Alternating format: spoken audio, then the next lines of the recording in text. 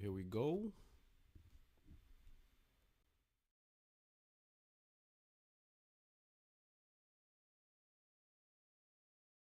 Are we live?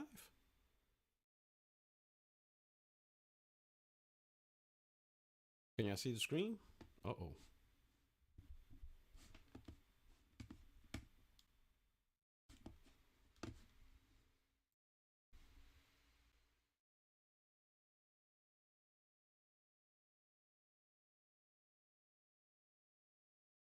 There we go. All right.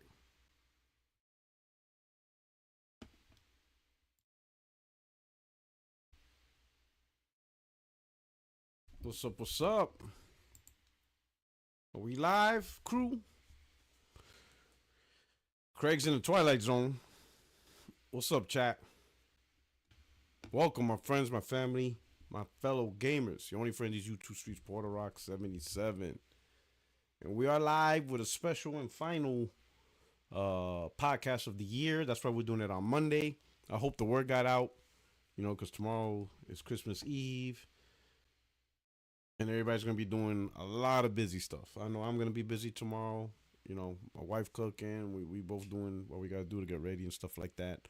And I'm pretty sure everybody else on the panel and all you guys got big plans, probably traveling, getting on the road to visit family, have some fun,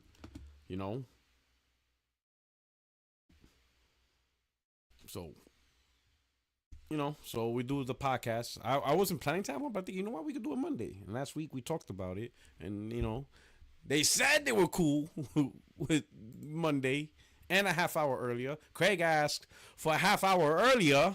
He's the one that asked for it. And where he at? He's in limbo.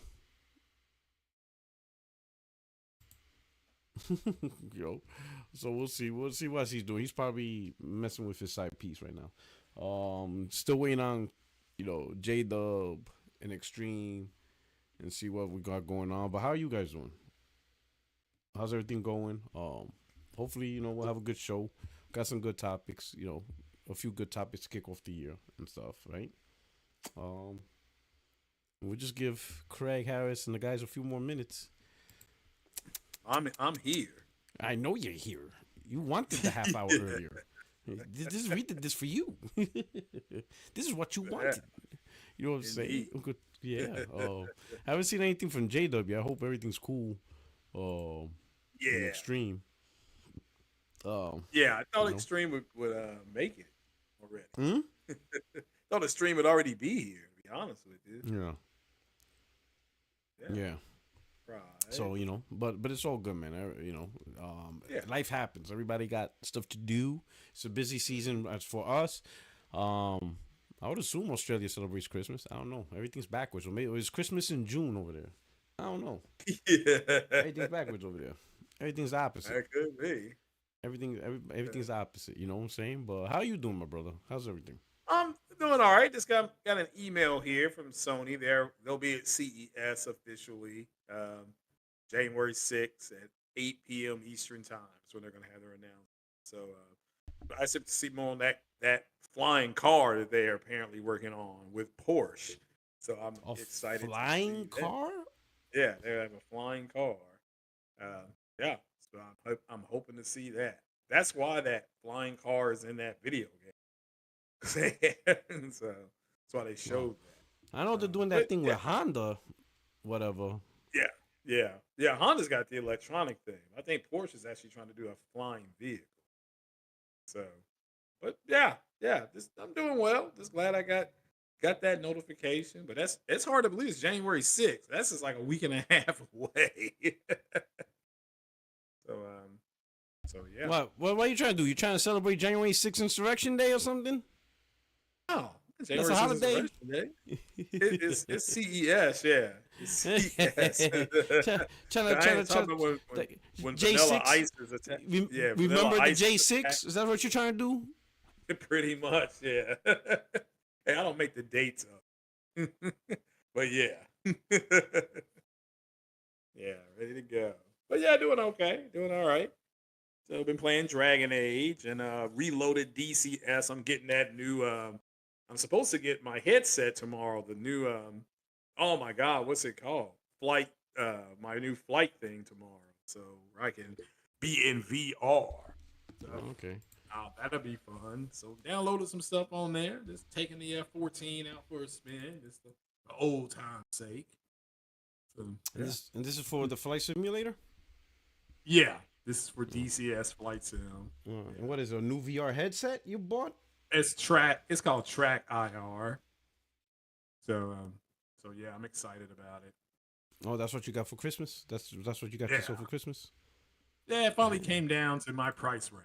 So I might how much? so How I much? pulled the How much trigger is on it? it. It's like $144. Oh, that's not too bad. Yeah, that wasn't too bad. How much was So it when it launched? it was about $299 when it launched. That's not So too bad either. yeah, I mean, we got about considering. 50% off, give or take. Yeah. Okay. Oh, not bad at all. Okay. Did Man. well. All right. Old man did well. Absolutely. All right. Let's see. Let me go into our group chat. See if there's any commotion. Let me see. I'm gonna type a message.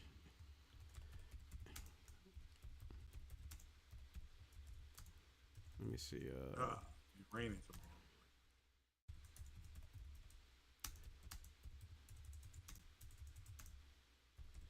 All right.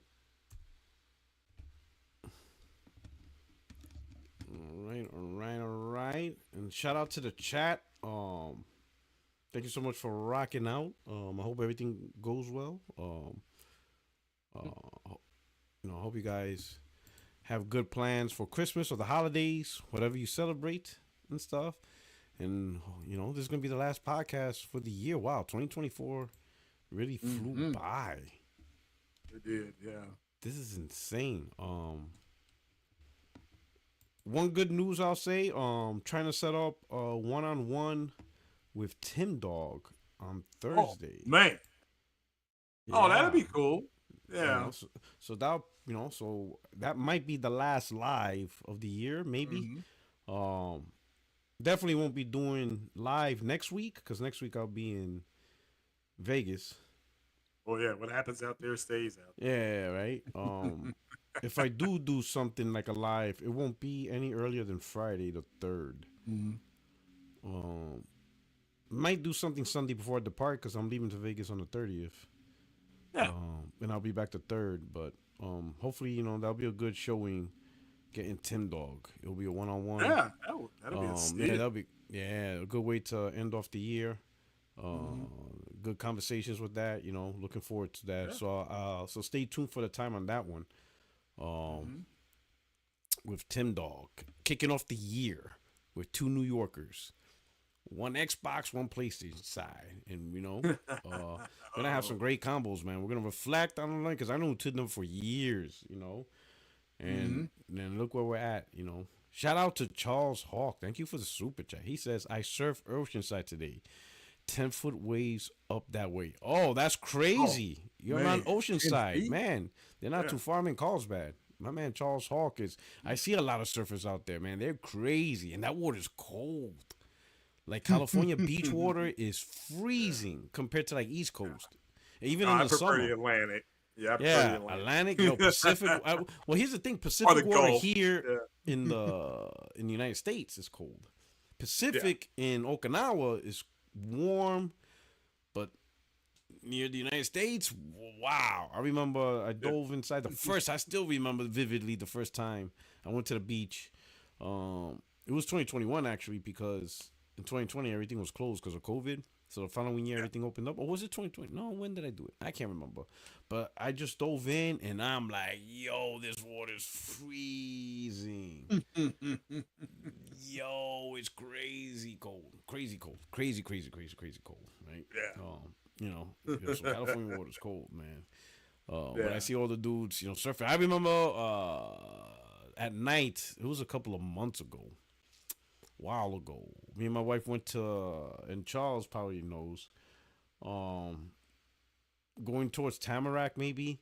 But anyway, further south from Carlsbad to see the luminescence, the blue illuminescent. I forgot what it's called. it's pretty much when you start seeing the algae and they glow blue, whatever. It happens every so often in California or around the world. Like the ocean starts glowing blue during the waves, right? And this was at night and whatever. And you still see people surfing. I'm like, yo, that shit is wild, you know. And you see them splashing, and you see the blue coloring comes out, whatever. But I'm thinking it is so dark, man. Can't you get lost in that sucker? I was like, whoa, these surfers ain't playing. And it was packed. It wasn't like one or two guys. It was a lot of surfers out there. I was like, their oh, stuff. man. Yeah, they're not playing. They surf. I was like, that's a culture. That's a thing. That's a thing. Get it done. Yeah, so shout out to Charles Hall. Good on you, man. You know, it's the laid back beach life of California and stuff. You ain't doing that in New York, because if you surf, you might hit a dead body or some shit. I don't know. You know, and stuff. He says there's only a few of us black surfers, so if you see one, it's probably me. Oh snap! Oh my god! Oh, man. Now I know. Yeah. So if I go to the beach and I see that one black surfer, I'd be like, "Hey, yo, Charles!" Yeah, that's Mr. Hawk. Yeah. Charles is gonna be like, "I know that dude. Do I know you?" I'd be like, "Your only friend in this YouTube streets." Yeah, right before a shark bites him in the ass. I mean, ooh. Oh, stuff. Oh, shit. But, man, good on you, Charles, man. It looks fun. I'm just like, nah, I'm not doing that.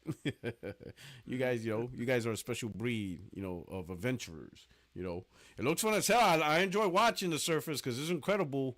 The stuff y'all do. I'm like, man, it looks better live than it does on TV. Because I see most of the time I only seen surfers on TV shows, movies, whatever, or maybe on ESPN a competition. But when you see it live in front of your face, that's incredible. It almost feels like they're breaking the laws of physics. I'm like, man, this is wild. I'm like, good on ya, man. Enjoy that stuff. All right. Let's see. Here we go. All right. Well, I don't know, Craig. This looks like the show's got to go on. Looks like it's a two-man show. We're gonna kick off 2024. We're gonna end off, not kick off. We're gonna end 2024, right? As a duo, Army of Two. Oh, a tag team, the Army of Two. Yeah, that's it.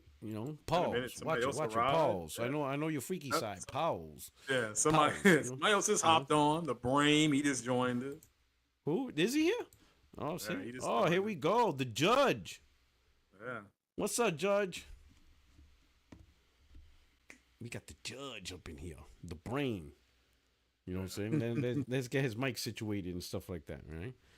Yeah, when somebody pops in, it chimes. Oh, yeah. Yeah, it's like, bling. Does it? I don't hear the chime. You hear it? Yeah, I heard the chime. My hearing's shot. I'm claiming that shit on my VA. That will be on the claim. It will be claimed. This is supposed to be. Oh, wait a minute! I have to take myself off. Oh, okay, there we go. I don't know. I try to. I don't know. I guess it doesn't work that way. Yeah, but only focuses on me.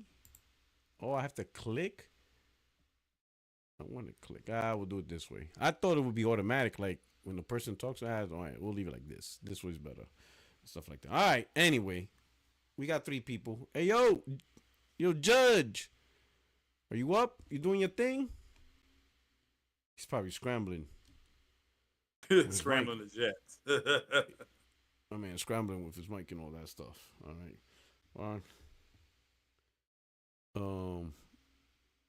I'm looking at the chat.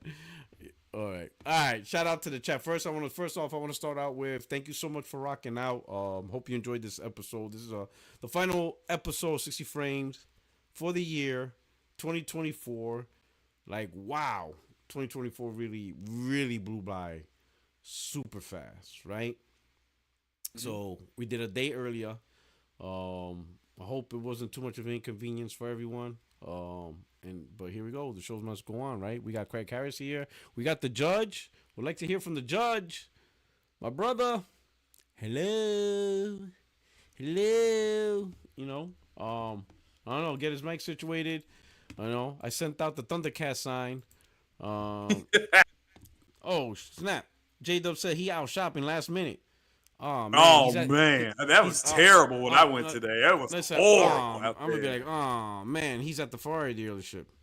Yeah. Well, they had some good deals on all the cars, and trucks. But yeah, I was out there in it today, like at 1:30, thinking I won't be that bad. Shit, it was Chill. terrible out there. Everybody It was was last minute shopping. terrible. Yeah, I it's like mean, everybody in this city took a half a day. It's like there was no traffic in the morning, but by 11:30, 12 o'clock, it was out there. I'm like, this is terrible. So all right, hey, the all right. McRib is back.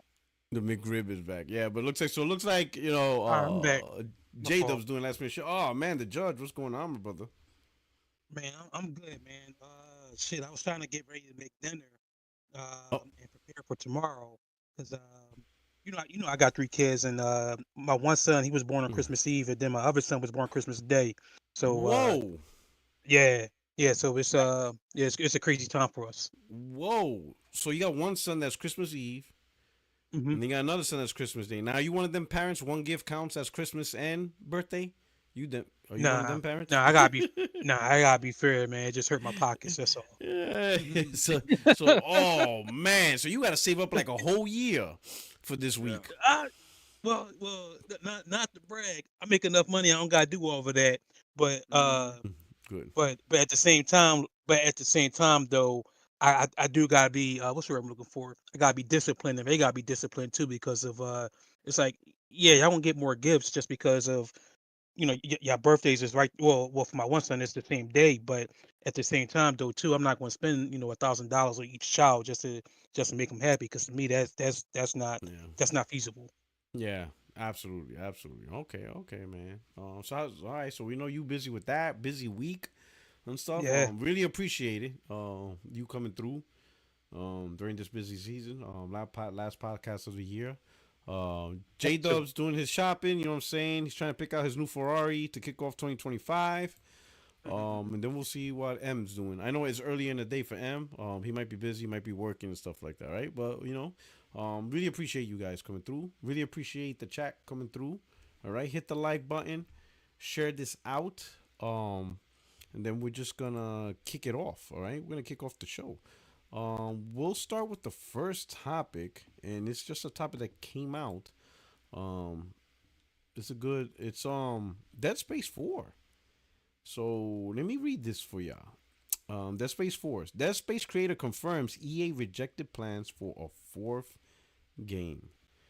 Dead Space creator Glenn Schofield has confirmed that EA rejected his pitch for a fourth entry in a survival horror game series.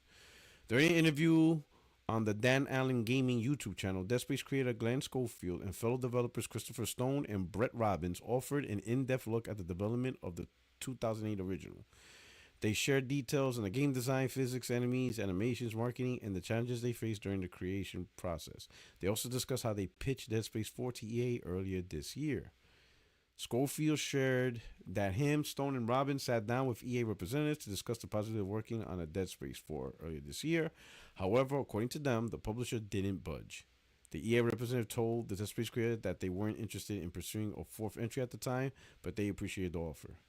Schofield mentioned that they didn't take it any further with EA and that they respected the publisher's opinion. He said that the company is aware of its numbers and what it has to ship. According to him, the industry is in a weird place right now. He added that companies are really hesitant to take risks. As such, he said that one has to take such corporate viewpoints with a grain of salt.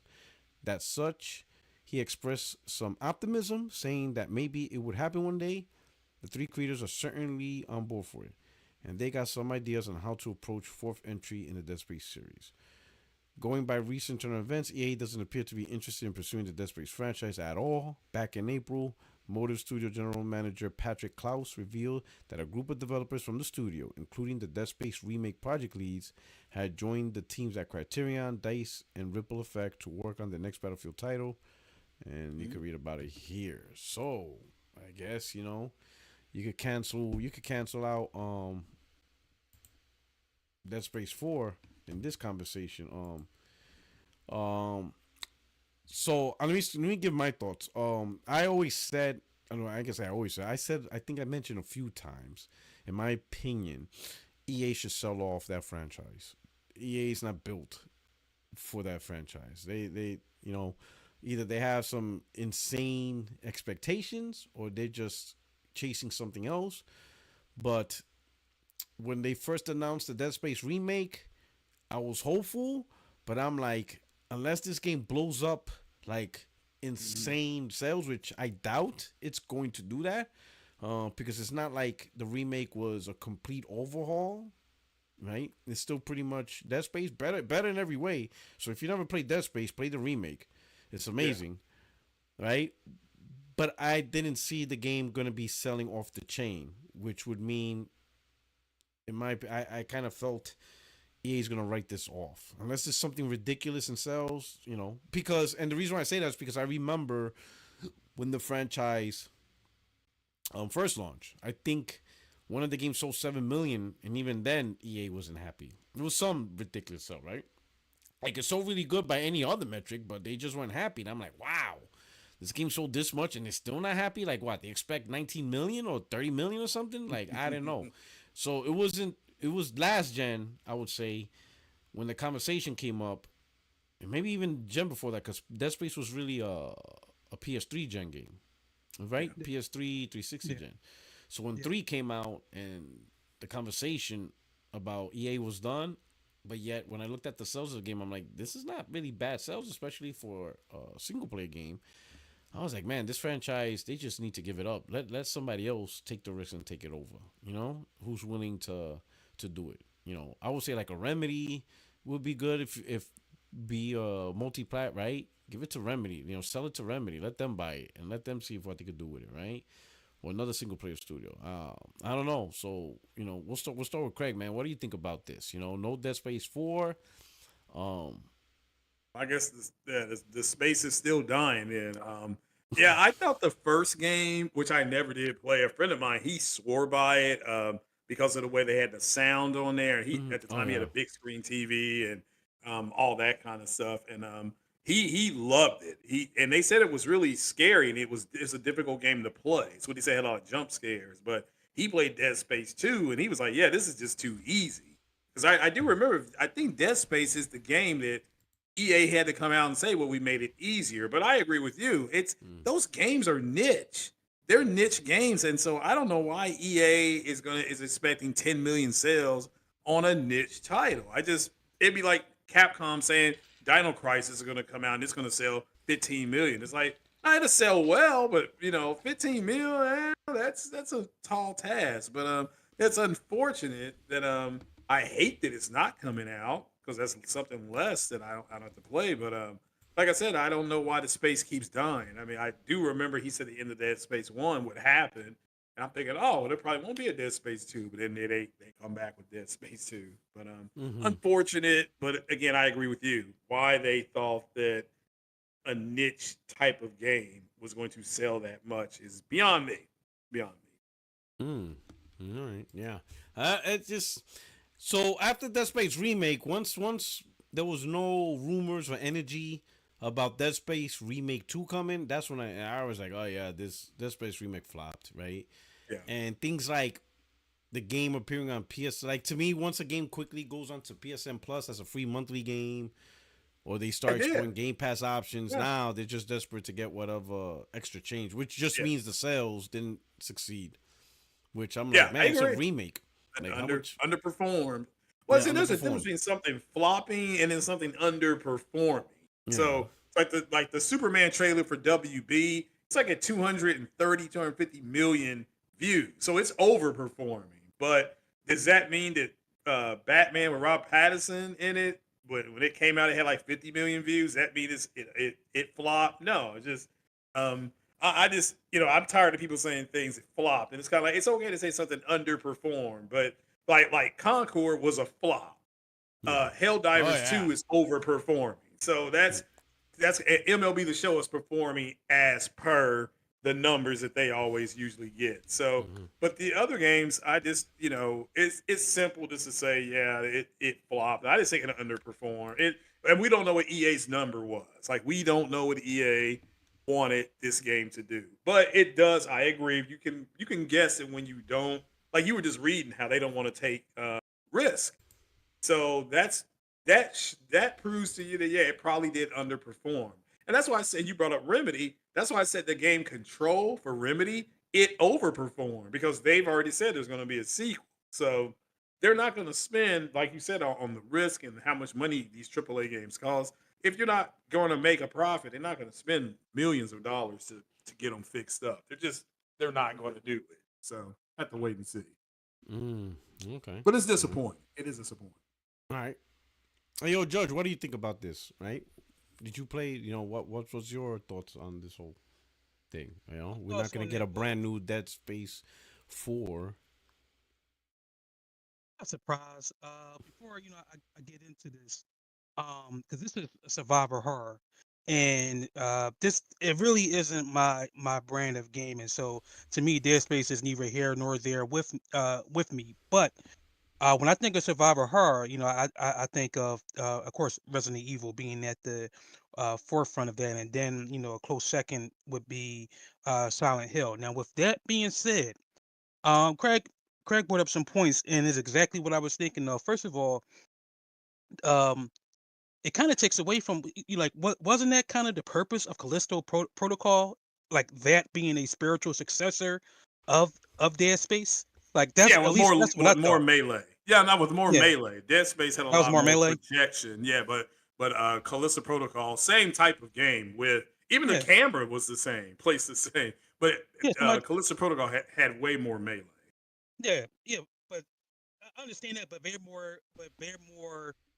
Somebody just said, Callisto Protocol was led by the original Dead Space lead. So okay, so that's the connection. So Yeah. to me, that it kind of takes away from that. And then secondly, I mean, if the last true besides the remake or the remaster, besides the remake, excuse me, if the last true sequel, which was Dead Space 3, wasn't out or didn't come out more than 10 years ago, back in 2013, back on the 360 and the PS3 era, I mean, it kind of makes sense that EA that EA wouldn't really want to do anything with it. I mean, it's more than 11 years old, and then as you said a little bit earlier with EA not wanting to take a risk on that, um, I guess there were more. I'll say this because I think this is a bigger topic, but I don't want to go off into a tangent. But I think that with more so now, and I would say it was definitely true in the 8th gen, and it carried over to the 9th gen.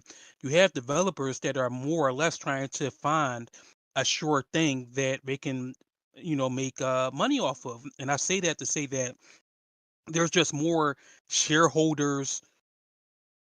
The shareholders' interests are more involved in gaming than it is as far as anything that's more creative or anything that's actually really new.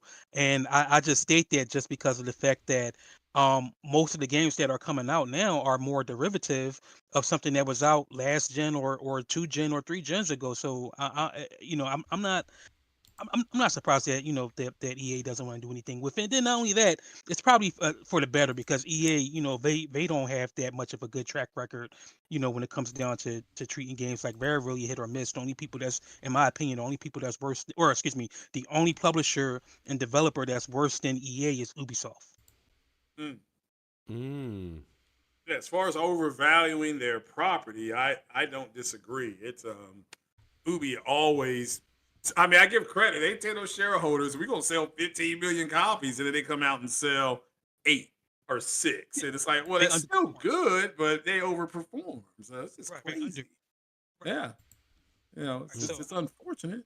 So I'm not, I'm not crying tears that there isn't a space for. I mean, the hell it's going to be about, yeah, or what could it be about? yeah, because the space keeps dying.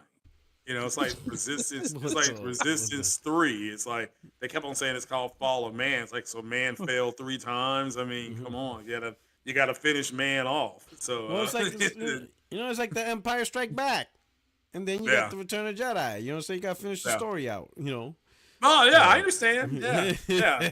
No. You're right. Yeah, that's the redemption of Anakin Skywalker. That's the Jedi that return. Everybody yeah. thinks it's Luke. It's like, no, it's Anakin returned from being a Sith Jedi. Mm. But no, I don't understand. I mean, me personally, I understand the difference between something overperforming, underperforming, and just outright floppy, just outright floppy.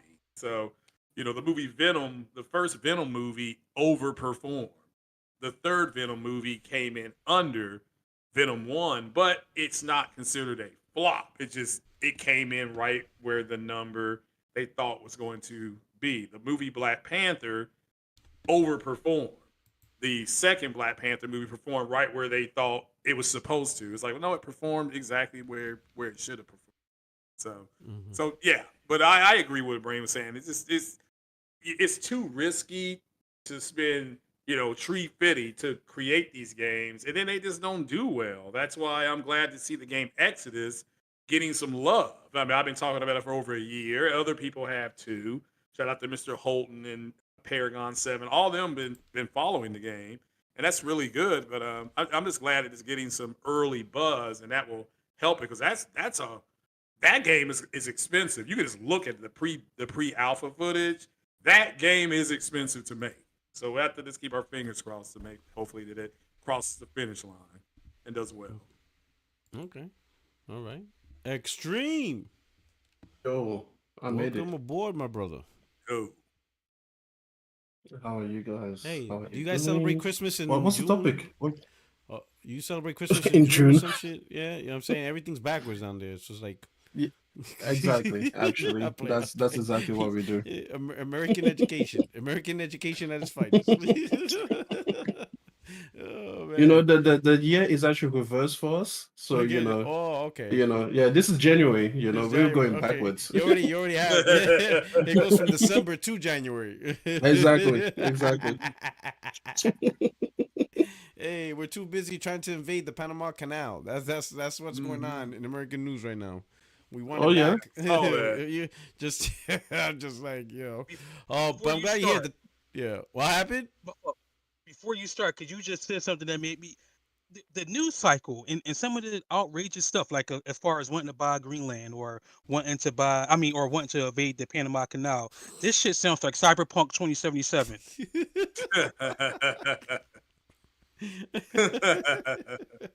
Oh man.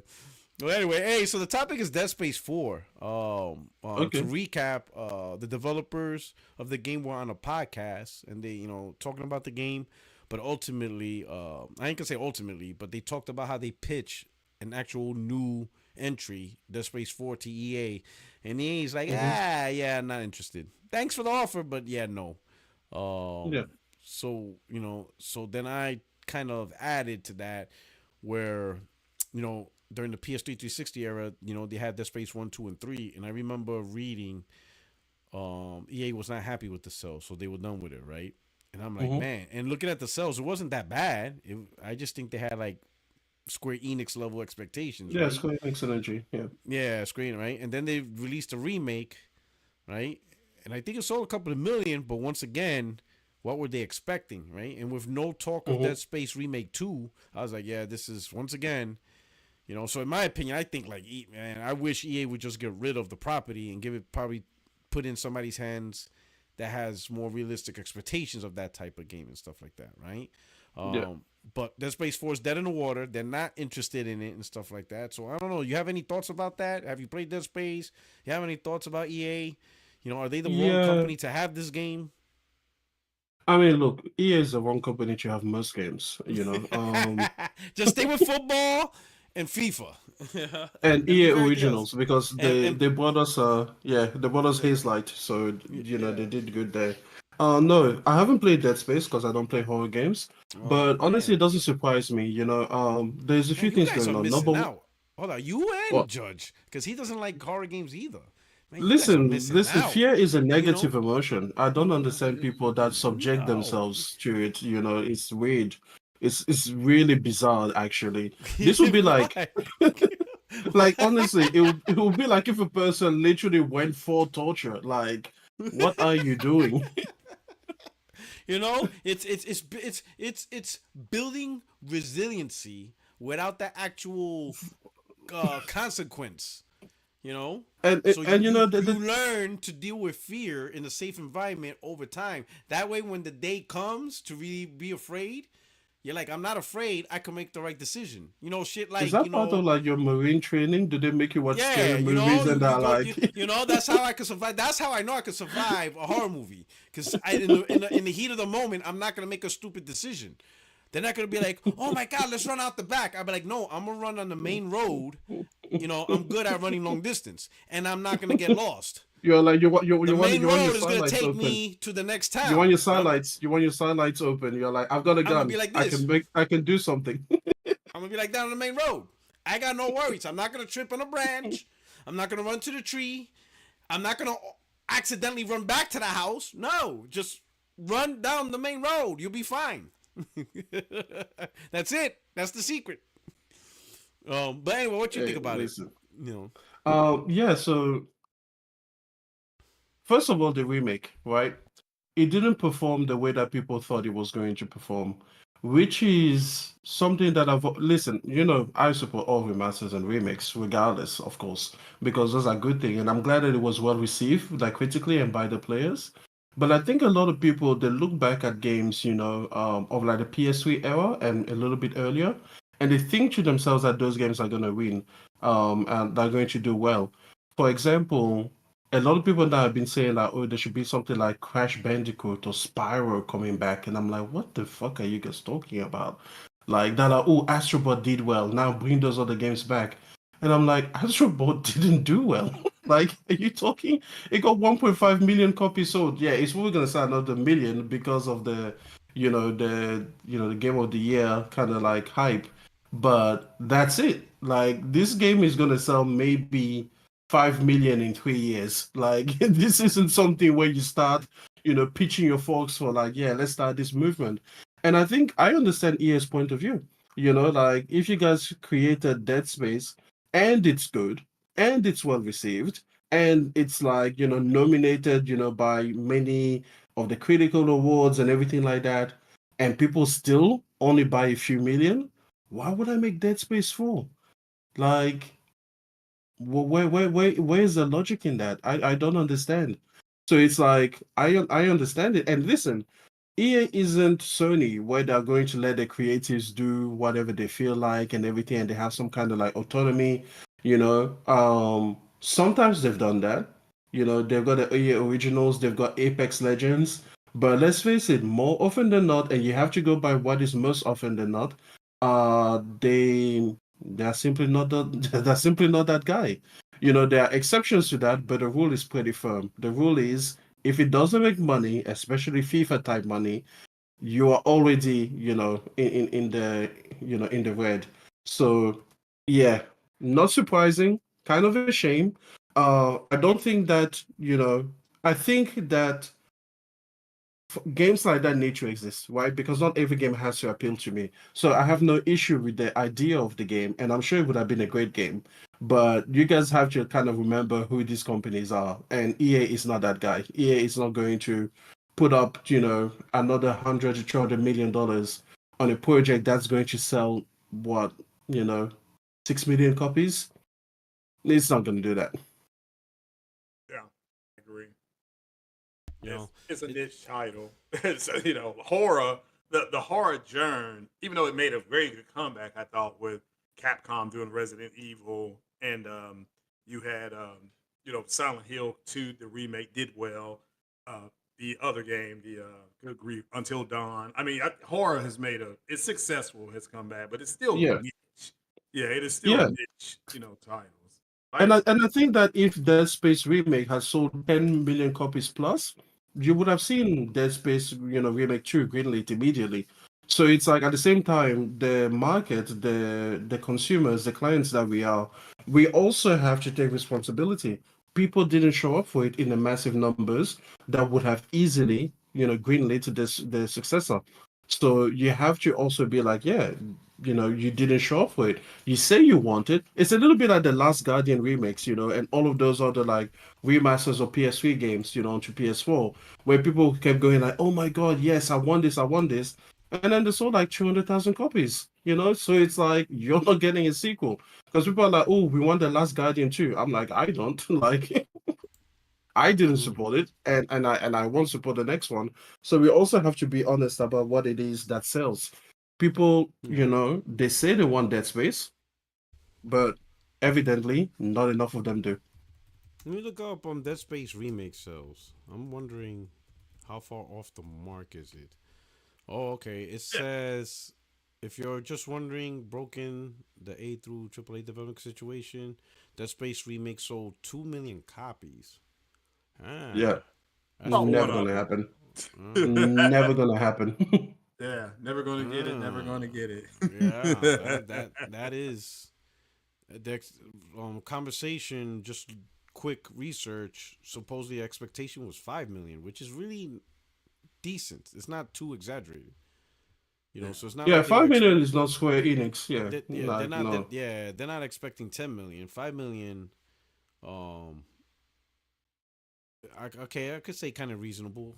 Especially let me see, Resident Evil 8 sales. I'll just use that as a metric. Even though Resident Evil is a bigger franchise, much bigger, but it says as of June 30th, 2024, Resident Evil Village sold 10.1 million copies worldwide, making it the fastest game in the Resident Evil series to reach this milestone. Oh wow! So you see, So let me put it half this way: half that. anyone in the panel, anyone in the chat, if you're in EA's position with these numbers, you're not green lighting this game. Yeah, you're not green lighting unless yeah, 2 million. I mean, and the game was well made, so I know they put in money. Hmm. It's not a bad. It was a really good, And it well was well remake. received. Yes, So it Yeah. they was. literally gave you everything what you want. You know, it's the that's what I mean by it's the same people asking Sony to do the same. You got exactly what you wanted. You've been talking shit for years that you wanted this. They gave it to you in a high quality polished state. It's been recognized, and you didn't show up. Why would they give you another? Mm. Yeah. Agreed. Yeah. Because what are they gonna do next time? What are they gonna do? Make it more high quality? Like you got it, You got you the got it. quality. Yeah. Yeah. Yeah, Hmm. you got it. You It couldn't you was. I couldn't played it. say I did my part, but not so much support to yeah them, but because I enjoyed the franchise and it was a great quality game. It was Dead yeah, Space remake. They did it good, polished. It was really polished, and graphically it was great. The well audio, advertised. I knew it about it. was nice. Everybody knew Yes. about it when it was coming out. So Yeah, what they they're did. gonna do? They can't improve the quality. They can't improve the game. They can't Yeah. improve the advertising, Hmm. so that they sell another what 1.5 million copies. Nah. You know. Look at Astrobot. Astrobot is 1.5 million, so just short of Dead Space. But I guarantee the budget Hmm. is nowhere near Dead Space remake, right? Yeah. And you bring Yeah. up another point, like where's all the people on Japan Studios? Like they were flooding, like oh my god, you shut down Japan Studios or whatever, Hmm. and here you are. You got Team Asobi. They just created a game of the year. It's the game of the Yep. year, and it's not just at the awards. If you look through the like M4G, which is a combination of article collections, many other places awarded Astrobot Game of the Year. So this is like a big game of the year in the industry across many factors, Hmm. and it sold 1.5 million. How come it's not 5 million, 6 million? Where's all these people that are claiming, these are the type of games that Sony's truly known for? I don't know. Yeah, that they won from Sony. I don't know. Exactly. They want it from Sony. You know. They don't want that's what makes this whole hilarious, right? People like I could understand that you want more games like Astro Bot and Ape Escape and all that stuff. That's a want. But don't confuse the want with a factual, oh, this is what Sony when they were at their best. I'm like, no, Sony's at their Yeah. best now because they're Yeah. making games that sell 10 million, 15 million. Yeah. Hmm. Yeah. The sales don't Exactly. lie. It's Yeah. it's like it or not, people like, oh, Sony only does one type of game. No, you buy only one type of game. One side. Exactly. Notice Exactly. there's Yeah. a difference. Sony's only making and creating what people would actually buy. If Sony goes, here's this game, and 10, 15 million people, 20 million people buy it, and Sony goes, hey, make this game, and only 1 million people buy it, the people chose what they exactly want from PlayStation. The choice was clear, Yeah. Both games are available. one specific type of game and stuff and certain elements got people more attracted to this game. So he's like, all right, here's another variation of it. Oh shit, 10 million. Here's another variation of it. Oh, 12 million. Here's another variation of it. Here's 18 million. Ah, you know what? Let's do something different. 500,000. Like we're dictating, we're kind of shaping which direction Sony to go. I know Insomniac, right? Some people are now calling it the comic book studio, the Marvel studio, and some people are upset about that. Some people don't like the idea that of what has become of Insomniac. That now they're gonna be pumping these Marvel games, and the Insomniac that release Resistance, and I mean they still did Ratchet and Clank, so they still have that, right? But you know the Fuse and all that, Sunset Overdrive, that studio's gone, and I'm like, did you see the sales of those games? Spider-Man by itself sold more copies than all those franchises combined. You take Ratchet and Clank, you take Fuse, you take all three Resistance, Sunset Overdrive, combine them into one group sales, and then you put it next to Spider-Man. It's no contest. And then that some game people sells insanely well. Yeah, and some people go, "Oh, it's Spider-Man." I'm like, whoa, stop! Don't do that. I tell people, don't do that. Don't rewrite history. Spider-Man, there was only a few of them that sold well. It wasn't normal for Spider-Man to. In fact, Insomniac is the Spider-Man version for Insomniac. That is the only one that sells 10 million. 18 million. The other ones didn't. Like, not saying that there isn't good selling Spider-Man. There was one that was really popular on the PlayStation 2, and it was like 5 million. That was really good. But most Spider-Man games didn't sell. That's the reason why Marvel games pulled it away from Activision. Because they didn't get those big blockbuster sales. They didn't treat it like a big AAA game.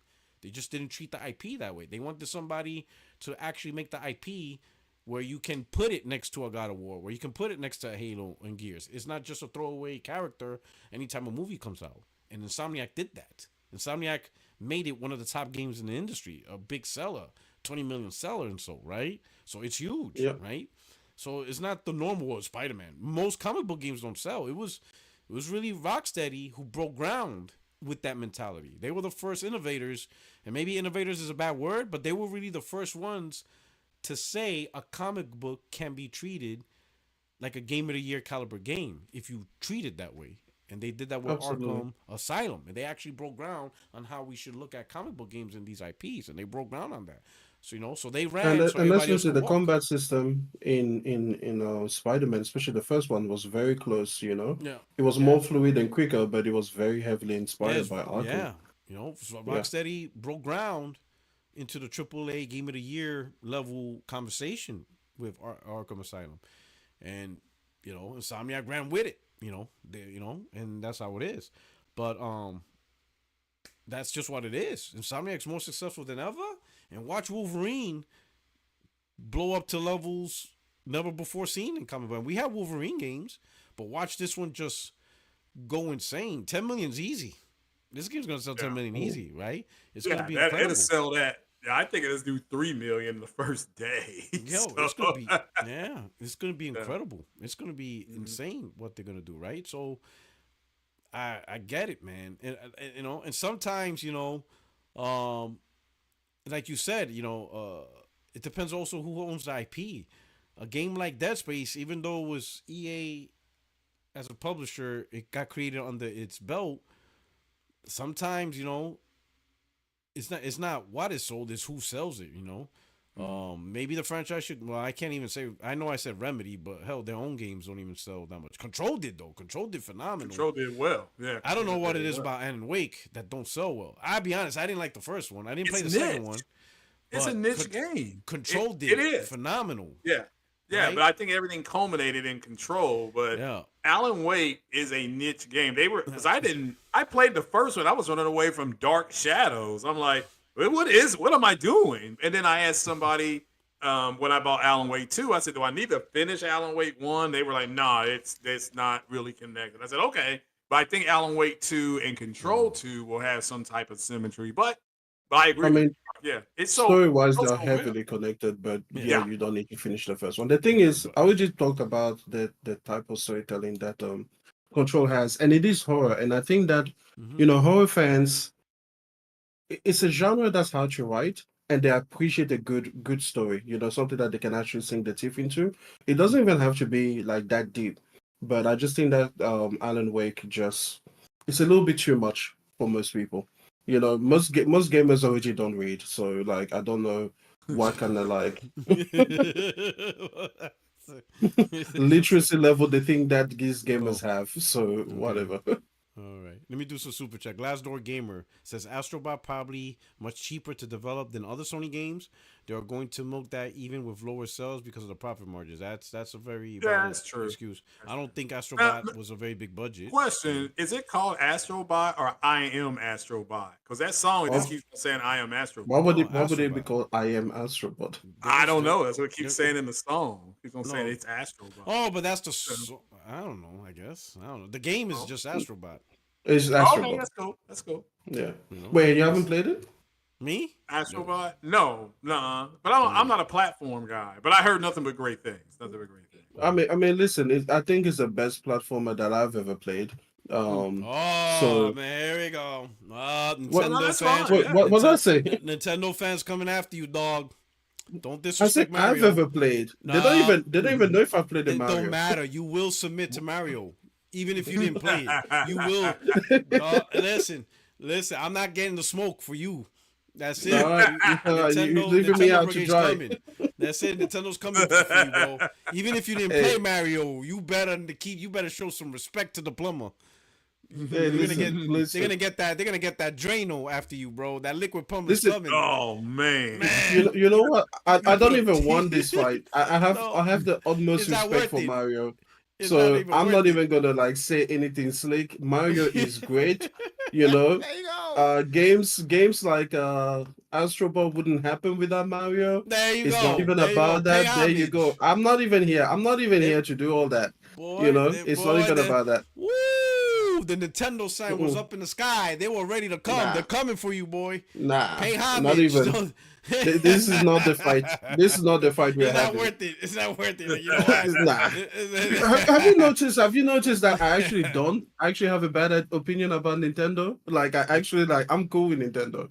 Like I think they make games for children, but that's the only thing that I say though. People don't like it. They don't like that one, but it's true. But Nintendo follows everything that you believe in. Exclusives, nurture your environment, keep your game exclusive, focus on your audience, provide what your audience wants, and if they buy it, keep making it. They're doing exactly. But you know what's funny is nobody says anything about them though.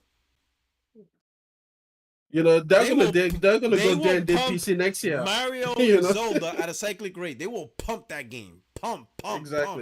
Multiple variations of that game, where there's karting and racing and fighting. They will just keep. And people complain about Horizon.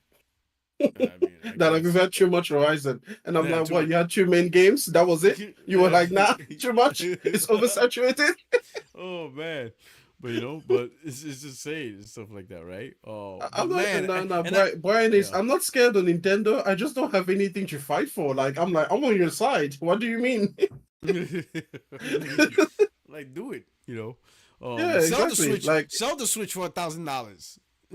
Listen, hey, you know what? The funny thing is that they will say how brave it is of them to have done such a thing. They will be like, it's clear market delineation.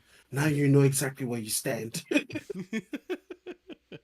Oh man, okay. SNK, he says, what was Cassie's response? She's Hawk 2 a girl 2.0. Oh shit. Oh no. Oh man, this guy. Yeah. I don't think that's bad. Listen, man, come on, don't do that, man. Come on. I'm not touching this topic. Y'all got this.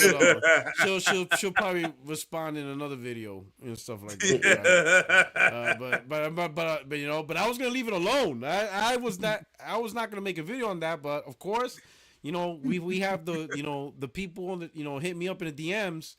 And they showed it to me, and I'm like, oh, why did she escalate? She should have just left it on Twitter. Just leave it alone, man. Leave it on Twitter and let it just, it didn't even trend that much on Twitter. But nope, the escalation happened. So I'm like, all right, gotta answer up on these charges. These 2 accusations, gotta answer up. So I don't know. Yeah. Supposedly. Can I just say, going back to Astrobot, if it had been in, I'm not touching this. I said I'm not touching it. I'm going back. Yeah, you know what I'm saying? Listen, going back. If Astrobot had been a Nintendo first party game, like exactly the You think same game, you think it'll be bigger? huge hit, huge Mm-hmm. hit. Like I Because think it would have sold easily 10 million plus. the audience is there You though. know, exactly, That's a exactly. that's a audience, you know. That's Because what I someone, and categorized it's it not the for. PlayStation tax, right? Yeah, Not that at all. I think it's because there is a bigger platformer based audience because Nintendo nurtured exactly. that Th- environment. Sony has not nurtured a platformer environment for yeah, PlayStation gamers. That's not our thing. Our thing is the narrative driven, you know, yeah, adult level, yeah. more And serious type games. that's what I mean by, we as a clientele, we Mm-hmm. also have to bear that in mind. Like Mm-hmm. we have, like you said before, it's a two-way street. We send signals back to these publishers as to the types of games we want to see from them. There are certain like I don't think that, EA could get away with a Monster Hunter Wilds or a Monster Hunter franchise as it Mm-hmm. is, because people don't expect that from an EA, Yeah. even though it will be just as multi-platform, even though they will create the exact same product. So yeah, I just think that, we have to really keep that in mind when people ask for all of these things, because so many people ask for remasters and remakes that as a principle, I support them, but with is an individual case by case basis, I'm like, yeah, this isn't gonna sell. Like when people are like, Jesus Christ, Spyro, like how did motherfucker say Spyro of all things? You want to play as a little purple dragon? From who?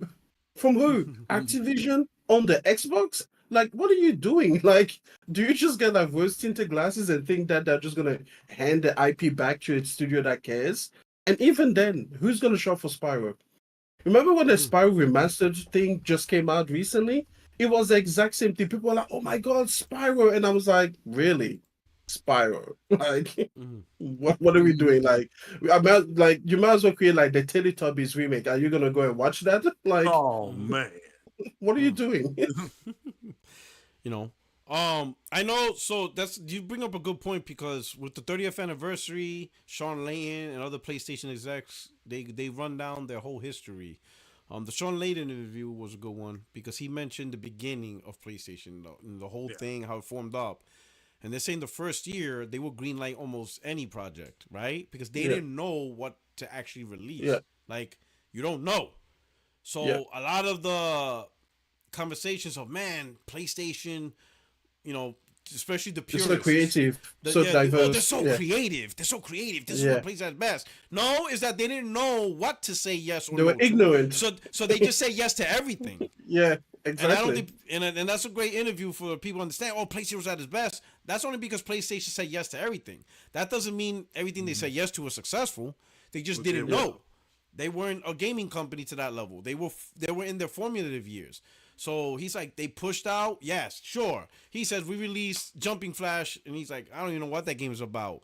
We Yeah, released a character singing called Power Rapper the Rapper, Ape Escape, and all these games, and just say yeah, yes, yes, yes. Just get it out there, get it out there, get it out there, right? And I'm thinking that's naturally what a new company would do. Just greenlight yeah, a whole bunch of projects, but guess what? That's when the data collecting begins. yeah, What are the sales? What are the feedback? All right, these games didn't sell so well. These games sold a lot. All right, let's try to push out more games that are similar to this rail. This one didn't sell too much. Let's throttle down on this. And you're thinking Sony's collecting data over the course of the PlayStation 1, right? And mhm, then over the course of the PlayStation 2. And it's not just their own game sales. They also see third-party yeah, game sales. exactly. PlayStation 3. And there's these years and years and years of collecting data and seeing what's happening. And then with the introduction of Trophy, that's just more data collecting. Because now they get to see, Yeah, it's a at what... granular level. Yeah, Yeah, people don't exactly. Yeah, realize the trophies is yeah, not just for us. They get to see what we actually... yeah, They get to see why did 80% of the people got the first level trophy, but by the time you have to complete chapter 2, only 40% complete. So somewhere between yeah, chapter 1 and chapter 2, people just stop playing. Why? yeah, Was it that bad? Was it boring? You see what I'm yeah, saying? That data, how many hours is played on this yeah. game? How many people planned it? How many people did this? The drop off. Those are data collection points and stuff. And And I mean, those even with information the feeds to future controllers, projects. You know, like the PS5, they have the most granular data so far because even with the controllers, I wouldn't be surprised if they can track your button presses on your controller because they can only tell you which controller you use the most. So I'm like, well, you can follow that up with like how active was this controller during these hours, you know, like at these idle hours. Because if you notice, your PS5 will try to subtract idle hours from your play count. Yeah. Like, if you guys don't know that, the Xbox doesn't do it, but the PlayStation does. If you just leave your console on, and then you check, you know, your against your hours played, there is a system level like reduction that it tries to approximate how much of your time was idle, and it doesn't count that against your playtime.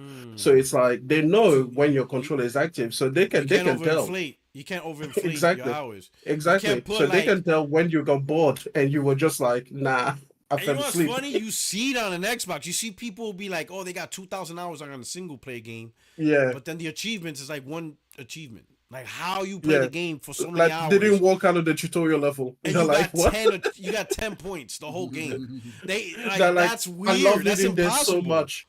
I couldn't leave the tutorial level. I couldn't leave it. It's I like, just dude, it played. takes 10 I, minutes. I Nah, just it played was so 200 beautiful. hours of tutorial. Like, Like you got 30 points of achievement after 150 hours of play. You yeah. beat the And then game, but mhm, you didn't get the the achievement achievements that says you beat the for even game. halfway, for even Yeah, like halfway through get the game. out of here. Like, yeah, it is. So that is a bot system in terms of that. But you know, Um, going back to what we were saying about the data collection, it's a bit like when you start flirting with the opposite gender, right?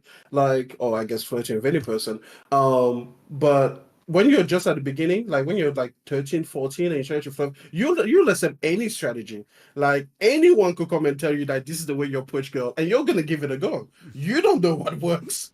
You yeah, you can barely understand yourself, let alone someone else, yeah, especially a woman, you know. So yeah, you're just like, fuck, I'll try anything, you know. Like, yeah, dude, my most embarrassing stories are like my stories of like early flirtations, yeah. you know, especially in the days of like, you know, it was what is it, MSN, you know, was just starting, you know. So it's like now you can flirt online. And we Oh, were like okay. one of the first generations to go through that Oh, awkward, I you remember know, that teen phase. 2000, the Yeah, first chat yeah, generation. Yeah, that was weird. exactly. You know, And now you're trying to you used incorporate to these used to. online tools as part of your game. You got no game though. You've got no game. Yo, weird generation. That was a weird era. You start the conversation. Yeah. Hello, ASL. I'm like, what? Age, sex, location. Like, holy cow, that's how we're starting. All right, Okay, I guess. you're further back than me. Oh yeah, oh yeah. That's how you start. Like what? Yeah, Like, okay. because Oh what was shit. it? My first flirting days were what 2006. You know, Oh no, way. I 2007. was 6 years ahead of Yeah, you. I was I yeah, was like exactly. brand new. It was the internet was wild back then. Yeah, AOL, that shit was wild. Anyway, that's a whole new podcast on that the one. whole That new that podcast. yeah, 2000 the early 2000 Y2K. Woo! Mm, It was wild, boy. Some trying people to know. flirt to the internet Yo, age. like I feel like hello that was Sony. ASL. You say the wrong location. That's it. They're out. You're like, Glassdoor Gamer says Astro 1.5 million number was from October, I think. That is true. It was October. The game still made it to November NPD, so it's still selling well. In fact, it went up Yeah, the chart. yeah, So because I of could Game of say the by Year. the end Yeah, of the year, maybe 2 million. Maybe yeah, it's a definitely. possible. It's a potential. Good for But good. the thing Good is, for I don't Red. think it's going to do 5 million in this first year of No, sales. no, Like no, no, no, exactly, no. I Yeah, don't think it's going to triple in terms of that. And that's yeah, what I no. mean by people are now saying like, oh, we want Astrobot 2, and I'm like, listen, relax, let them go make something else, okay? Like, You know. don't be milking this cow. Yeah, I think for that studio success, they should, you know, if platforming is like what they like to do, then create Yeah, another character in a platformer. Like nurture the studio as a platformer yeah, studio, and they could build that yeah, reputation. But they need to do that. absolutely. But yeah, it Absolutely. can't be Astrobot again because what are you Uh, going to do now? Like before, you were yeah, inside the don't milk it. PS5. Now you rebuilt the PS5. Like, what are we going to do this time? Like, we're going to be like the processing plant. Like, it's going to be the PS5 sweatshop. We're just going to Oh assemble man, it. we're just Millions gonna. of PS5s. Oh man, that's true. All right. Okay. Anybody closing statements on this topic before we move on? Judge, Nah, Craig, move on. I'm done good. with Dead Space. All right. Rest in peace, Dead Space. Um, Next topic, I added this. It's Bungie shrinking further as devs moving to other PlayStation projects. Bungie is one of those first party PlayStation studios that have failed to deliver to this generation. Its live service title, Destiny 2, has been getting constant updates and expansion over the years, but fans have grown tired. The studio announced its new first person shooter this year, Marathon. While the playtest impressions have been positive, the community is still doubtful how well it holds up. Now the studio is shrinking further as Sony, as a whole team of developers, has moved to work on other PlayStation projects. Its strategic partnership team has switched to PlayStation. Why it matters. A whole Bungie team of developers switching over to the PlayStation suggests the studio is having a hard time. I don't know. Let's see. I'll keep going. Additionally, PlayStation might have many titles in the works that need these developers. This is a screenshot. There's a guy named Josh Price. He's director of business development franchise strategy at PlayStation. I think this is LinkedIn maybe. He said, after 3 amazing years at Bungie, my team has transitioned across to the mothership at PlayStation. There are too many people to thank at the inspirational studio, but I'd be remiss not to call out Justin Truman, Joshua Dean, and Gary Clay for their guidance, support, and kindness. My experience at Bungie remains a career highlight, and I am deeply appreciative for the opportunity to play a small part in its history. Moving forward, we couldn't be more excited to join the franchise development portfolio strategy division led by Tim Kaminsky and Assad. I cannot pronounce his last name, so we're just going to call him Assad. On a personal level, this is genuinely a dream role, helping to transform PlayStation's global portfolio of gaming IP into entertainment franchises. I can't wait to get stuck in and roll up my sleeves. Here's to the next 30 years of play. There is so much to look forward to. That ends the thing, right? Now, to continue with the article, as announced by strategic partnership team leader Josh Price on LinkedIn, the entire bunch will now work on the PlayStation's franchise development portfolio strategy division. The team will help transform PlayStation's global portfolio of gaming IP into entertainment franchises. Many Bungie fans are concerned as this is not the first time such a big chunk of Bungie has been absorbed into PlayStation or got laid off entirely. All in all, everything for Bungie depends on how well Marathon performs.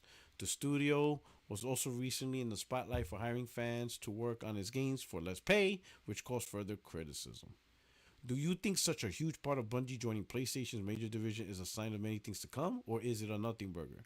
Let us know your thoughts in the comments below and join the discussion. So I have my thoughts on that, but we'll start with the judge.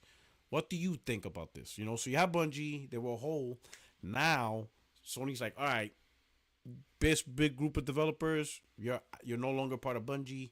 You're here as part of PlayStation. You're doing this and stuff like that. What do you think about this whole situation?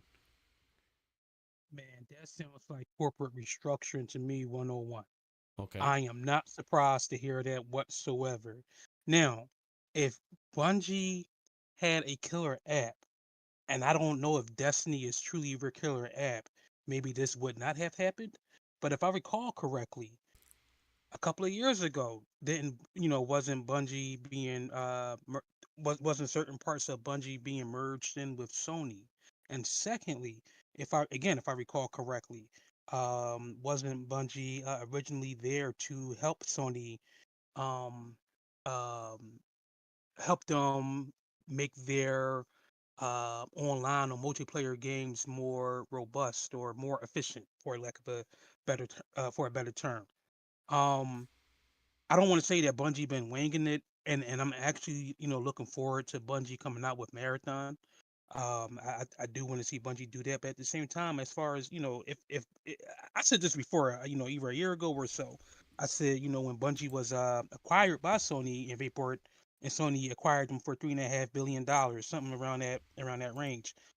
I think that was an over evaluation. I mean, and at least in my opinion, I don't think that I don't see where or how how Sony is actually recouping that money from Bungie. So as far as Bungie being dismantled and going towards other PlayStation projects, I mean the worst thing that could be that could be said is that Sony was shutting down Bungie and developers are losing their job. So so for these people, so for certain people or certain functions of Bungie to be absorbed into other Sony departments, to me that I would rather have that. I mean, because at the end of the day, if Bungie was acquired by Sony, then it's all Sony.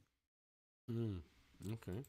All right. Craig, you got Yeah. anything to add? What do you think about this?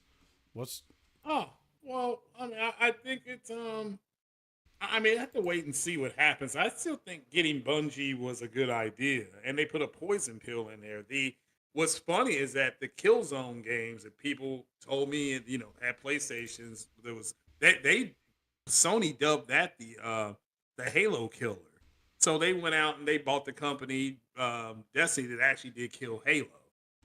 And okay, that's kind of run its course, but let's see what they're going to do, if anything, with this new company. And people got to remember they put a poison pill in there just in case Bungie didn't perform.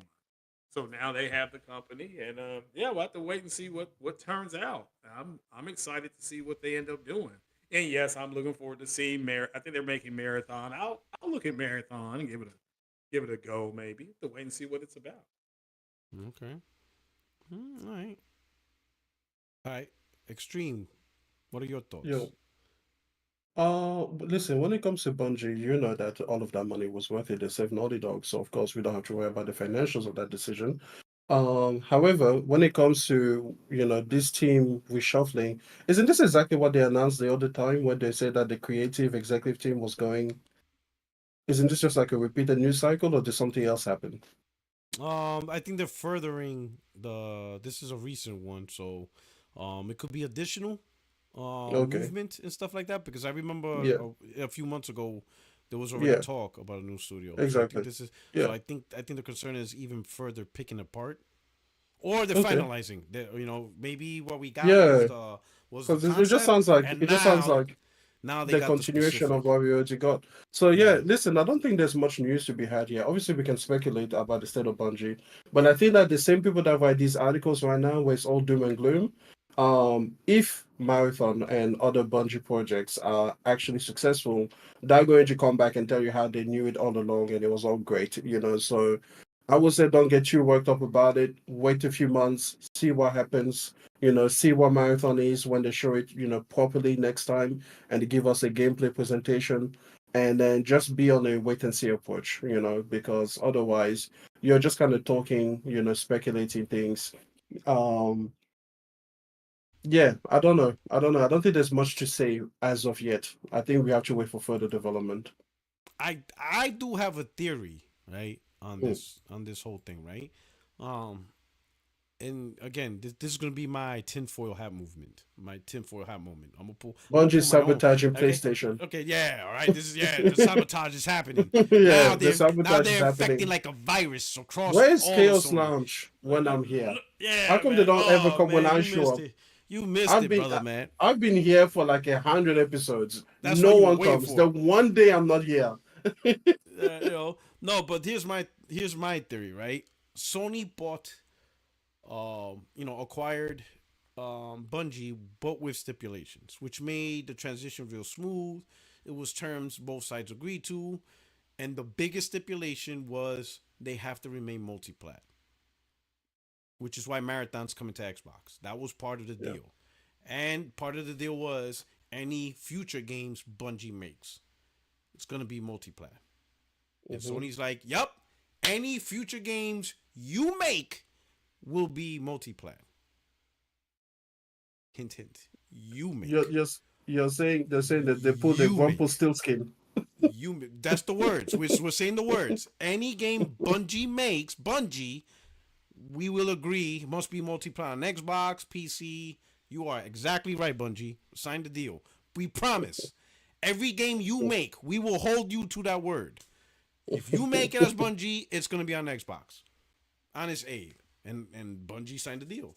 They're like, cool. Yeah, you guys are not part of Bungie. You're part of PlayStation. So this game you thought you were gonna make, nah. PlayStation's making this game. And guess Yeah, what? That game's not on Xbox. Because it's not yeah. Bungie making it.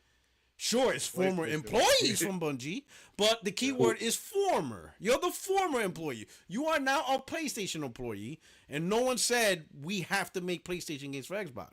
So this game, yeah, Bungie's not making that. You as PlayStation will be making this. And that's what I think Sony did as part of their whole rigmarole. Marathon's coming, right? And if Bungie makes another game beyond Marathon, they have to accept the deal. Yep, it's going to be on Xbox. But I think the strategy is moving key players away from Bungie, putting them in the PlayStation pipeline. So that way, these games are PlayStation and PC, right? They indeed on PC if it's, for the multiplayer. But I am telling you, my opinion, Sony, unless they absolutely have to because of an agreement like MLB The Show, obviously, Destiny deal with Bungie, they're not putting their games on Xbox. That's why I laugh when I see these conversations about Helldivers coming to Xbox. Sony is going to beat that brand down to the last silicon. They want them completely out. Because even let's say if Xbox sold 30 million, primarily in the United States, 30 million is still 30 million. Sony wants that 30 million. Even if it's 15 million, Sony wants the 15 million. Even if Xbox only sold 5 million, Sony wants that 5 million. 5 million is 5 million in their eyes. You understand what I'm saying? 30 million may not be enough for Xbox, but it's more for Sony to just grab and add on to what they already have. They want to completely absorb the whole market to themselves. They want it all. Right down to the You ever play Monopoly? You ever play Monopoly with your cousins? Obviously. And you start dominating, and then people are like, "Oh, you should take it easy on me." And I'm like, I want all the property. And I'm gonna build hotels. It's called Monopoly. I'm gonna be like, and then they're like, no, we can quit now. I'm like, nah, I haven't achieved my Monopoly. I will destroy you. Like, keep going. When you roll that dice and you land on the wrong neighborhood, you pay. You know which property you're giving me. I'm just like, give me that one. Give me the orange one. That's the best one. You're giving me that. I'm taking it. But that's what I think. Sony found a loophole. If they take all this experience and just put them on the PlayStation as a completely different studio, department, whatever, all those bright ideas that Bungie had, PlayStation's making those. At that point, it's not a Bungie game. Bungie can focus on just Marathon and stuff like that, and the rest will build these more titles, right? Probably get out sooner because if you do leave those titles in Bungie's hand, it's going to take longer to come out because they can't do it all, right? They'll focus on Marathon for years before this title comes out. And Sony's like, no, we're not going to wait years. We're just going to, move you around, shuffle you around, and it's just going to be PlayStation, PC, and stuff. But I'm telling you, Sony right down to the last silicon, they're going after that. That's my theory. That's my tinfoil hat, which kind of does make sense, though. That is logical. They found a way to not put a game on Xbox, yet still be made by Bungie devs. They just not called Bungie devs no more, right? And it sounds like they're happy because it sounds like it's a promotion for them. They're like, oh, now we're part of the main studio. And sometimes to me, that's how you keep talent, man. You got to promote them. If you keep them 5-7 years in the same spot, they're gonna look for another publisher that will give them a shot at leadership positions. At leadership, exactly. So you got to do that. Jimmy Harrison, thank you for the super chat. It says, "Happy holidays to you, brothers. God bless you and your families. Off for 2 weeks and not doing a damn thing, but a whole lot of nothing in gaming. Hell yeah. As you should. As you should, and it's well deserved. Absolutely well deserved. All right. So, unless you guys, any other thoughts on Bungie reduction and stuff? Who's here looking forward to Marathon? You just said. I'm actually looking for just to see what it's about. Is it, what is it going to be about? But I agree with what you said the way you put it. The Bungie games are supposed to be on Xbox, but hey, Bungie don't exist anymore. So whatever comes out is, if they're going to consider it SIE and a new studio, they may be telling the Microsoft people to go kick rocks. They probably won't, but they very well could. They be in their legal thing, but since it was already in the pipeline, it probably not. Yeah, Microsoft won't care. But if it was in the pipeline, it won't. But it'll be funny. That's really why I'm watching it. See what they do when Sony actually goes in there and actually starts managing them to see what they got. So we'll have to wait and see. Yeah. Microsoft's not going to care. Microsoft doesn't care what game Sony keeps exclusive. They're not fighting that fight. They're not going. They don't see their console audience as worth it. If it comes, it comes. If it don't, it don't. Microsoft's in their own lane as a third party provider, which is a good segue to the next topic, the Xbox hybrid console. Are you guys up to speed on that? Mm-hmm. Yeah, but I am. Tell us anyway. Shout out to many D-Bag. ideas. Yeah, shout out to D-Bash because he called it. So Okay. on But on Mooch's there's show. so many different articles, but I'm gonna provide a synopsis of the overall feeling. So ultimately, what is potentially being looked at is original equipment manufacturers. So you're looking at all the brands that make The laptops, Lenovo's, the Asus, Dells, yeah. Lenovo's, Acer, Dell, whoever wants to be on in, they would receive an operating system from Microsoft that allows Windows and apparently a UI specific console mode. So I would say kind of like the 2-in-1 tablets, right? You've seen Yeah. these 2-in-1 Windows You can equipped switch from tablets. tablet mode to desktop Yeah, mode. yeah, Yeah. and in my opinion, that's just Windows 11, right? Because I mentioned it before, but this laptop I'm using right now, it accidentally, I don't know how, went into tablet mode, and it was the weirdest thing. I'm like, how the fuck am I gonna, excuse my language, how the hell I'm gonna get out of this mode? Like I don't have a touchscreen, so I'm like trying to use mouse. I'm resetting it, starting over. It boots right back into tablet mode. I'm like, oh my god, this thing is useless now. Like I gotta figure out a way. Like, oh man, it was mad weird, but I eventually figured it out. But it was a You're pain in like, the oh my god, ass. I have a Windows device. Yeah, but tablet mode is, I think, for everyone to know, your program on your laptop has tablet mode built into it. So I would imagine, I think when I mentioned this before, somebody said that Microsoft already has it, but it's called dev mode. But I would imagine Microsoft would really create a very refined console mode, or Xbox. Let's call it Xbox mode, right? So that way they could sell the licensing to the software and allow manufacturers, OEMs, original equipment manufacturers, to just create their own Xbox centric device, right? Yeah. So here's my thoughts on that, right? Here's my thoughts on that, and then I would like your guys' opinion. It's gonna flop. I'm gonna tell you why. First, I'll talk about some of the positives. Let's talk about some of the positives, and I want you guys. The number one positive that I'm seeing is, right off the bat, console gamers are getting access to an X. They're still getting access to an Xbox, but because it's PC-like with operating system, they'll have access to Steam, Epic Game Store, and potentially be able to play PlayStation games because it's a PC. Let's call it what it is, right? Starting there, what do you think about that? What do you think about that viewpoint from their perspective? Do you think that's something that's going to be successful? I'll start with you, Extreme. You know, there's more stuff, listen. but I think this topic is so big we have to piece it apart bit by bit. So from I that have aspect, nothing nice to say. I'm sorry. If you okay, want to talk hey, only about the positives, see, there's those so many positives. negatives. I can't That's their positive. look. Their positive Yeah, is console yeah, like, but it has Steam, Epic Game Store, yeah, like yeah, in a closed box. You don't have to like build it. yeah. You don't have to It's upgrade it. so stupid. I'm sorry. What do you Move on think? to the next person. No, okay. Craig, how about Call me you? back for the negatives because All right. I've got a lot. Okay. I All got a right, lot. Craig. I mean, What about you? Do you see that as a this- positive? A closed box? as far as I don't know. It's a closed box. It has Right. windows. You'll have this UI mode, so the player could be able to boot it up with a controller. It'll feel like an Xbox because of the UI integration. But since it's PC, you can install Steam, Epic Game Store, pretty much like the PC environment, but with the feeling of a console. Yeah, it's going to be modulated, and you can go ahead and put in different CPUs and GPUs and things. No, like not that. even that. It's closed, so they don't have to worry about none of that. Oh, it is closed. Okay, So it's well, like then, it's like a console modulated.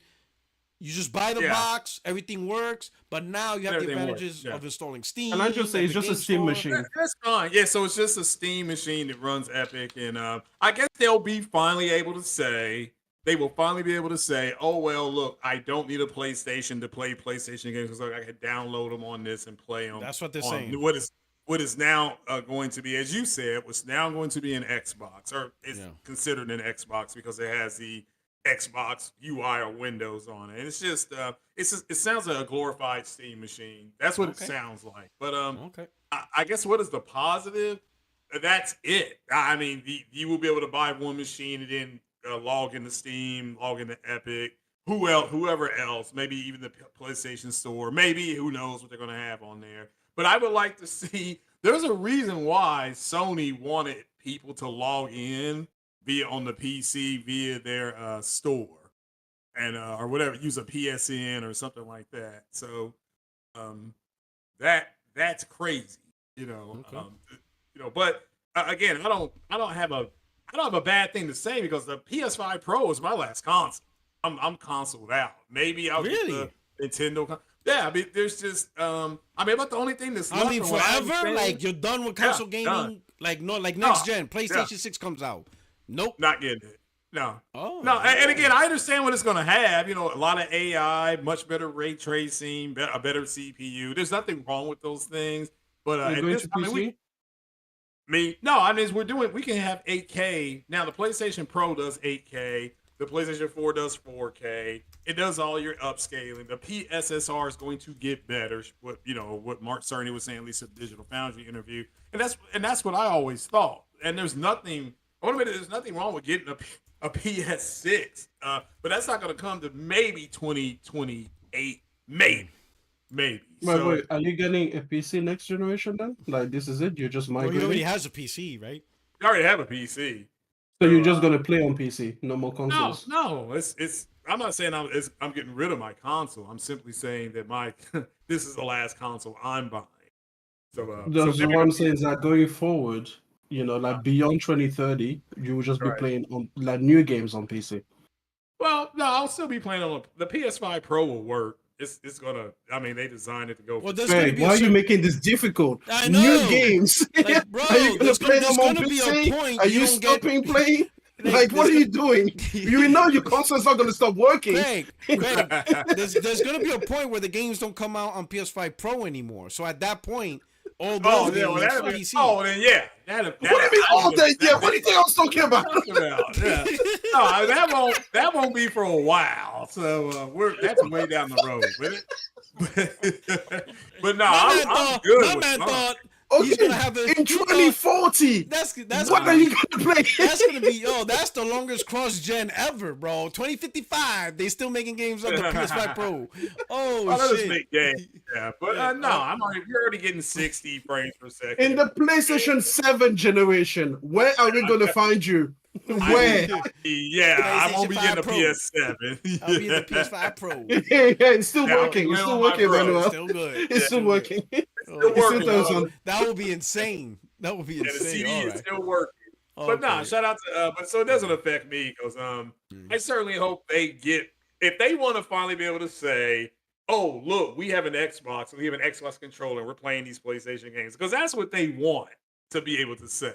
All right. And and this is unfortunate because I mean, when me and King Thrash did that podcast years ago, we were like, yeah, the Xbox is done. They're not gonna make another console. They're just gonna make something that arbitrarily plugs into the side of your TV, which they're doing. They're done with the console. It's just gonna be a modulated system that is a PC. It sounds like this is literally gonna be, because with a PC, you can put Steam on there, you can put Epic on there, you can put nothing on there. So it's just it's crazy at this point. It is crazy. But shout out to everybody who's gonna get it. All right. Hey, yo, Brain. Shout out to you, Craig. Yo, How about you? So far, from the positive aspects, what do you think about that? Do you think it is a Let me say positive this before aspect? I go. Let me say this before I go. I'm about to hop off. So shout All out right. to everybody here on the panel. Shout out to the chat. And everybody have a great holiday. And even if you don't celebrate, if you're around family and friends, definitely make sure you all, hang out and have a good time. So pleasure. Brain, go ahead and take it on. P-Rock, always a pleasure. Yeah, Oh, leave man. that hot 2 girl alone.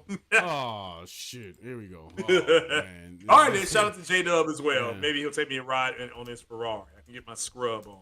All right, then. You all take it easy. Deuces. All right. Okay, appreciate it, Greg. All right. So, how about you, Judge? What do you think about this portion of the conversation with the Xbox I'm hybrid? with on this one. I don't have anything good to say. Craig, you sound really Hey. far away. Hey, are you like far away from your mic or? Nah, y'all can't hear me good. Now we can. Oh, I had my thumb on my fault. I was saying that, yeah. Pause. Anyway, I saw your face. He said I have my thumb on the. I'm like, I'm not You know asking. what? I'm just gonna move forward. I'm not Not asking just the gonna move question. forward. Just keep it Yeah, going. Keep it pushing. yeah. Just go ahead, please. Take us Go away ahead. from here. I'm say I'm with them on this one. You I did don't. it again. You've got your thumb on your whatever it is. No, I actually I don't. Nah, not this Yeah, time. okay, but All you right, now sounded now like you're you good. did. Now you're good. Nah, I'm with them on this one. I have nothing positive to Wow. say about the Xbox because of the fact that you know what, we're gonna say the negative part. When we get there. No, I It's have our next nothing segment. positive. Nothing positive to say about it at all. Oh my goodness, man, I'm just shit. That's all I'm gonna say for now. Okay, all right, okay. So nothing positive. All right, okay. So I'll just finish off saying I understand the logic. The logic of Microsoft, releasing a licensed software where you can have multiple OEM manufacturers develop various configurations of consoles of hardware. We'll call them hardware pieces that are console like. You'll get the Xbox UI, but now you have more capabilities that the Xbox console doesn't have, such as being able to install Steam, Epic Game Store, because fundamentally the OS is Windows. So it's a Windows OS, which pretty much makes it a PC, but with the advantages of a console. A locked device, don't worry about upgrades and stuff like that. You just purchase the device that you want from the OEM with the specs that it comes with, and boom, you install these games. You have Steam as an option. You have Epic Game Store as an option. Potentially be able to play PlayStation games. A bigger, a bigger option, stuff like that. So I get that. So here's where the negative comes that because I thought about this, for this conversation, and this is what I see. All right, but first let me do a poll. All right,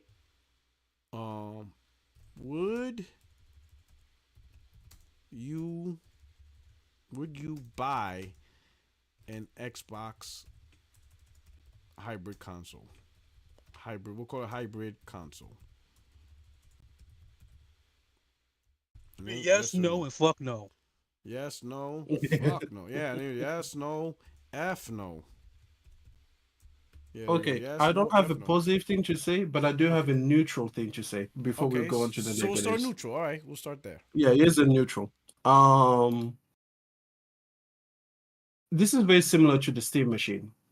So, in Yeah, case yeah. people haven't come across, the whole Steam machine, what were they and how exactly did it go?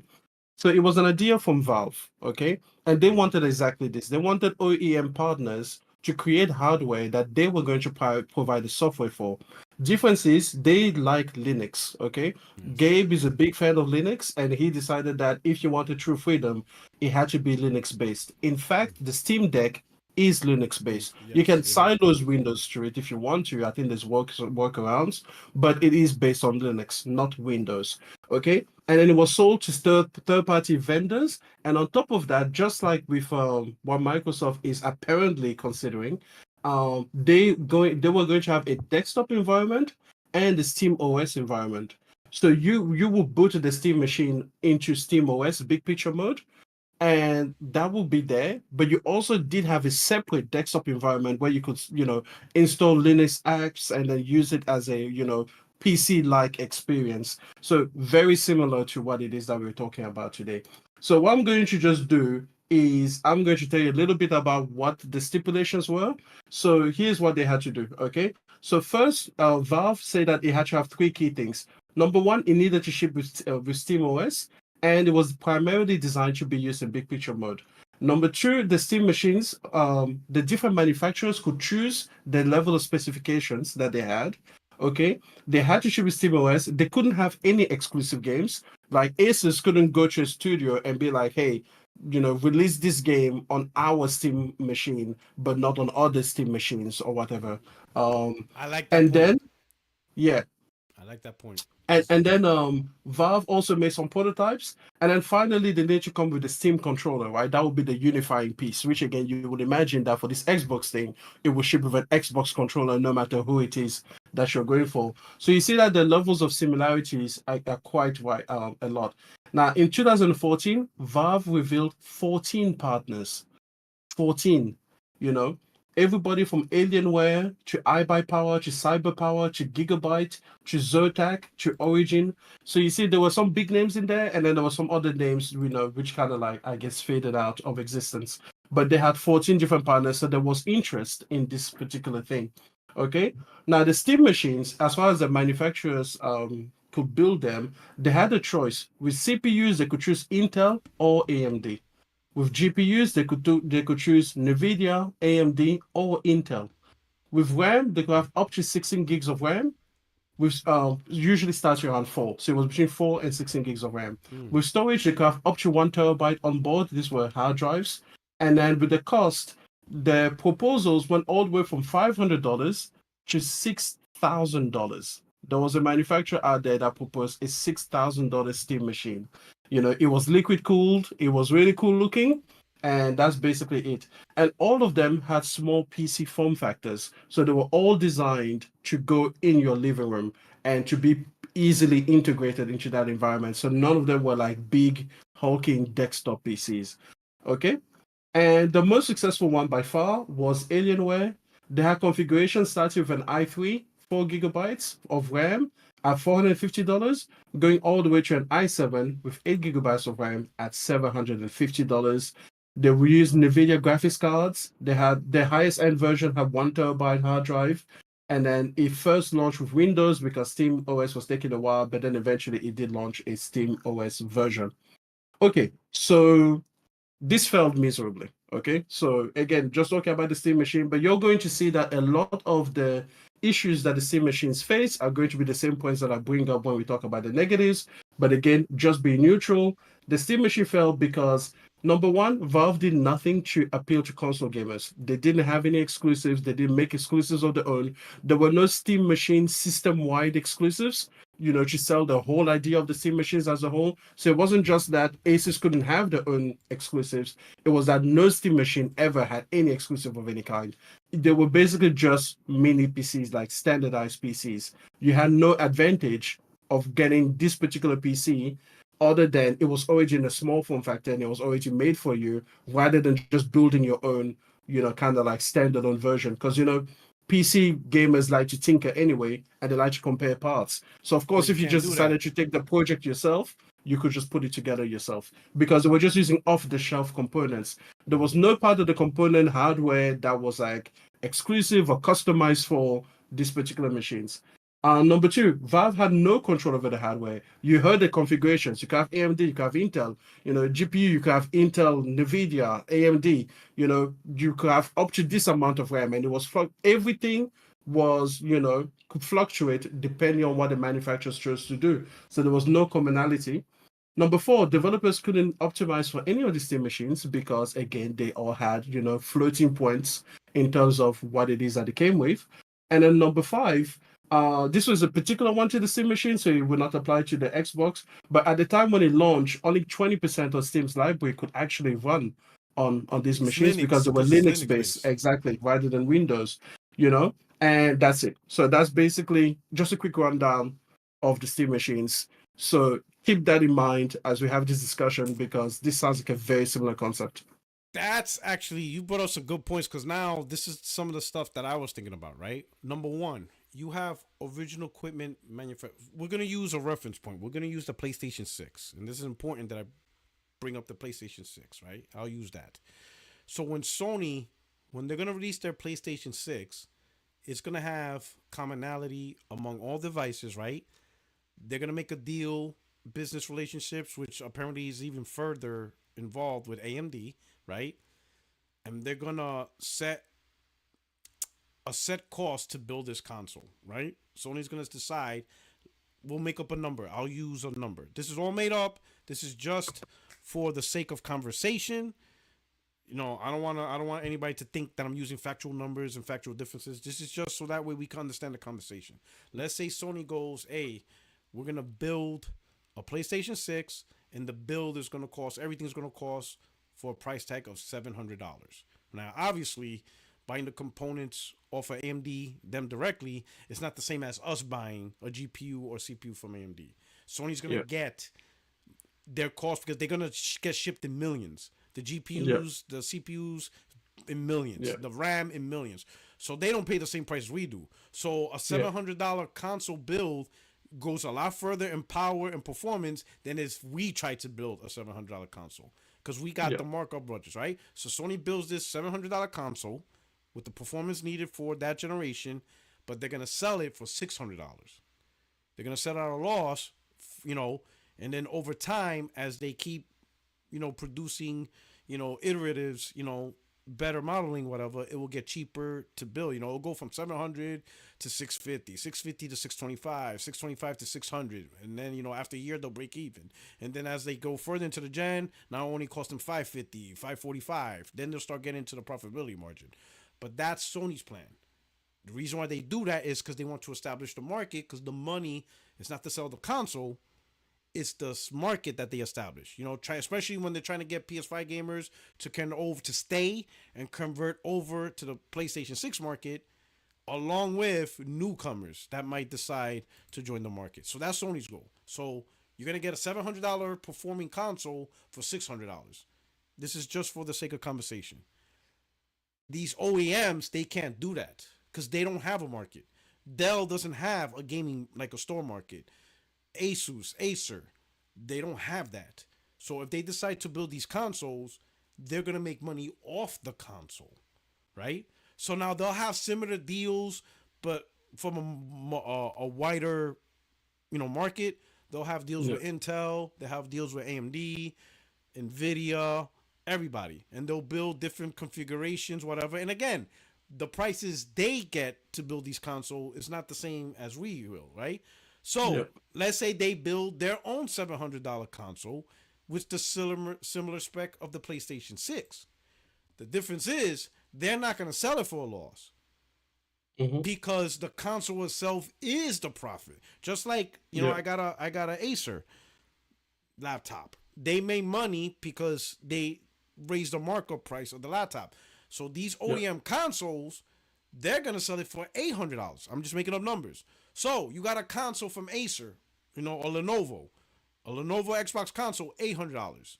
A PlayStation 6, $600. And when Digital Foundry and everybody sees these heads, they're similar in spec. And people are going to be like, why is there a $200 difference when it's similar to the PlayStation 6? Like, if you're going to pay $800, I'm expecting a beast. You know, look how many people are disappointed on the Pro. Imagine a $800 OEM Xbox and the PlayStation 6 is similar or even running circles because just like you mentioned with the Steam Machine, they're not going to be able to do bespoke technologies.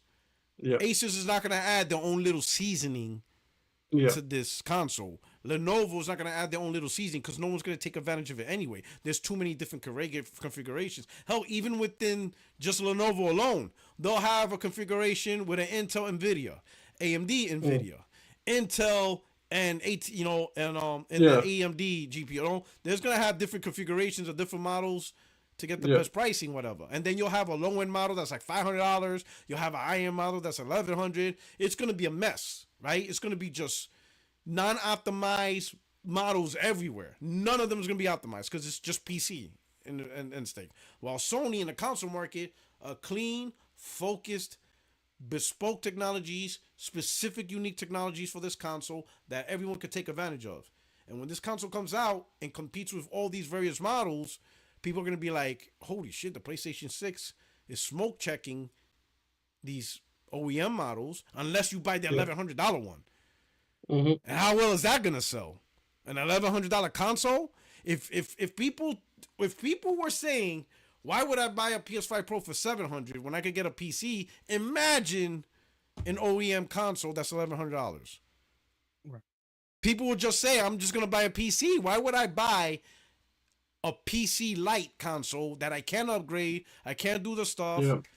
For $1,100 when I could just get an actual PC that's actually do that stuff, right? With better, you know? And that's why I think it's going to flop badly because none of the OEMs are going to develop and optimize, take advantage of all this technology console. It's literally a packaged PC.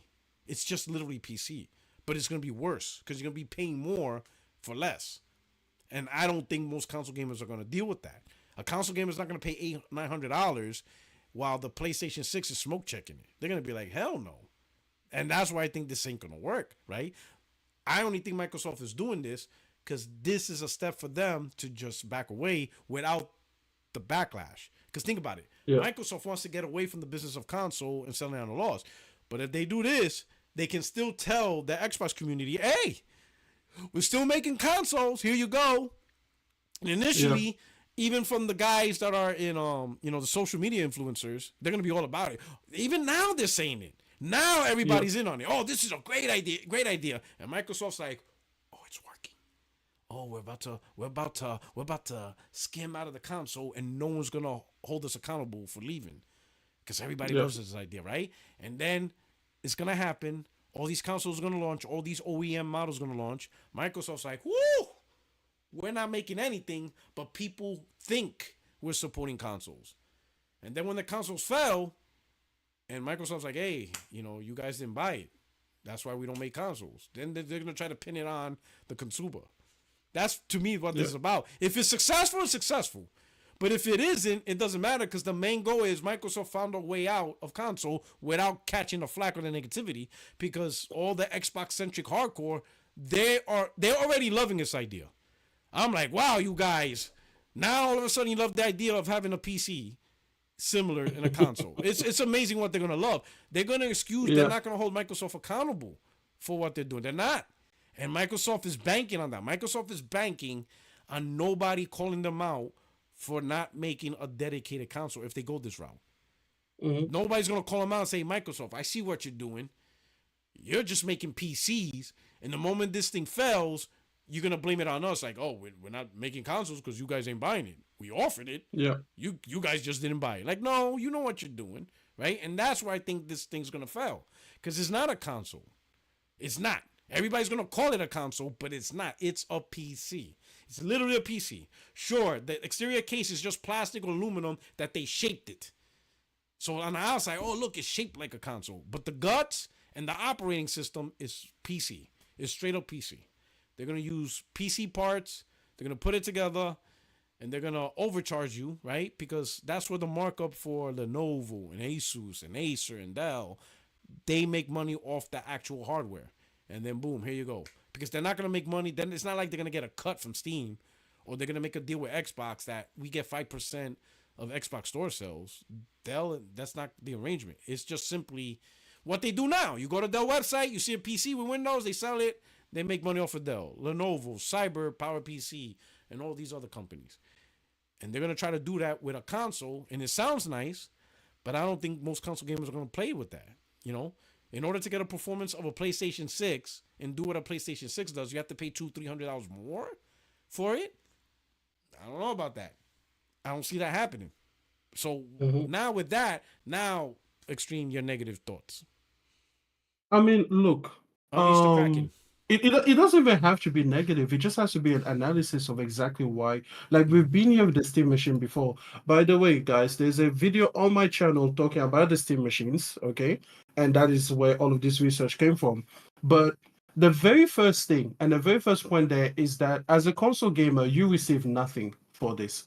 For all of these different configurations and confusion that you will receive on the market, because you have, potentially 16 different options to choose from, 32 different options depending on how many manufacturers.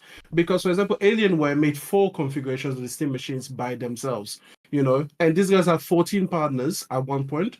Not all 14 came through with their designs, but imagine that just 7, came out with 3 different configurations each. That's 21 different products to choose from. That also added to the confusion in the market.